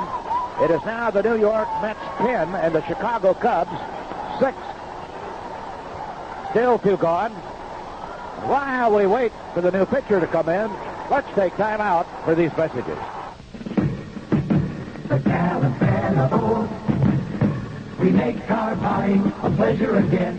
Well, it's a brand new season for the Chicago Cubs, and your Gallup Men of Olds are glad to be here once again supporting the Cubs broadcast, cheering Herman and the boys on to a great winning year. Vince, the Gallup Men of Olds know the stuff these Cubs are made of, and it all adds up to plenty of excitement for all you Cub fans. Now, of course, they hope you'll take advantage of the friendship and hospitality you'll find at your Chicagoland Oldsmobile dealer. They continue to make car buying a real pleasure for you fans with a full line of beautiful 79 Oldsmobiles and the kind of sincere personal attention that puts you at ease. And they make buying an Oldsmobile as pleasurable as owning one. So it's a brand new season. Cubbies, your Gallup Men of Olds are with you all the way. A pleasure again, the Gallup Men of Olds. We make car buying a pleasure again, the Gallup Men of Olds. You know the one, the Gallup is nothing. It's so much more than a regular muffin. There's more in the middle of an Egg McMuffin than an egg in the middle of a muffin. Say it again. There's more in the middle of an Egg McMuffin than an egg in the middle of a muffin. No, I didn't get that. Canadian bacon and cheese on a buttered English muffin. Tasty breakfast sure to please. There's more in the middle of an Egg McMuffin than an egg in the middle of a muffin. Yeah. At McDonald's, we do it all for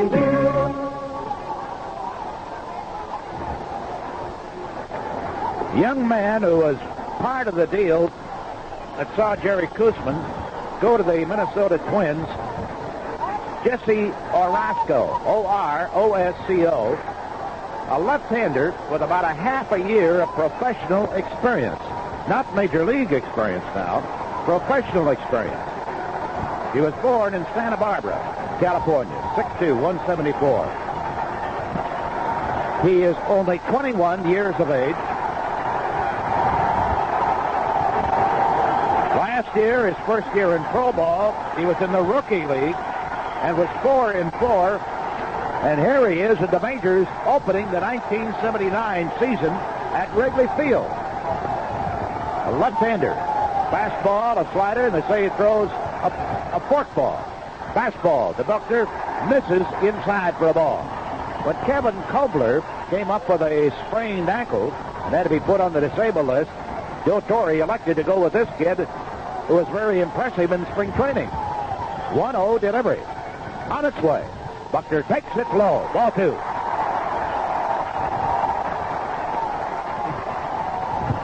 Dwight Bernard in relief got 2 men out here in the ninth.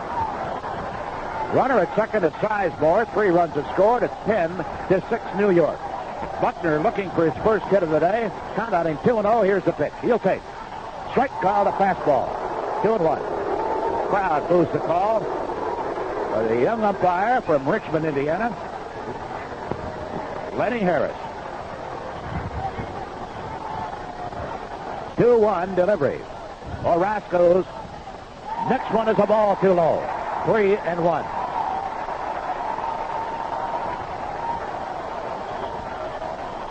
Walking around in the grass part of the mound. Now climbs back up the hill. Peers down to get his sign from veteran catcher Johnny Stern. Goes into the stretch. 3-1 delivery to Buckner. Here it is. Takes a strike. He thought he had ball 4. He thought it'd be high. And all he was trying to do, of course, is get on, because we need a couple of more runners to bring that tying run to the plate. Now he'll have to guard the plate with a count of 3-2 and 2 out of the 9th. And Orozco is ready. Here's the rookie. Kicking, delivering, and Buckner swings and bounces one foul in front of the low fence, the dugout on the first base side. Well, that's got to be some feeling for this kid, Lou. Yes, it is. Tremendous debut. I don't care what the score is. Yeah. Rookie league. His only experience in professional ball. 3-2 pitch with 2 out of the 9th. He is ready. Here it is. Buckner swings. High fly ball. Deep right field. It's going to stay in the park, I believe. It does. Elliott Maddox makes the catch. The ball game is over, and the Mets have held on for a win. The final, the Mets 10, the Cubs coming up a little bit on the short side, the Cubs 6.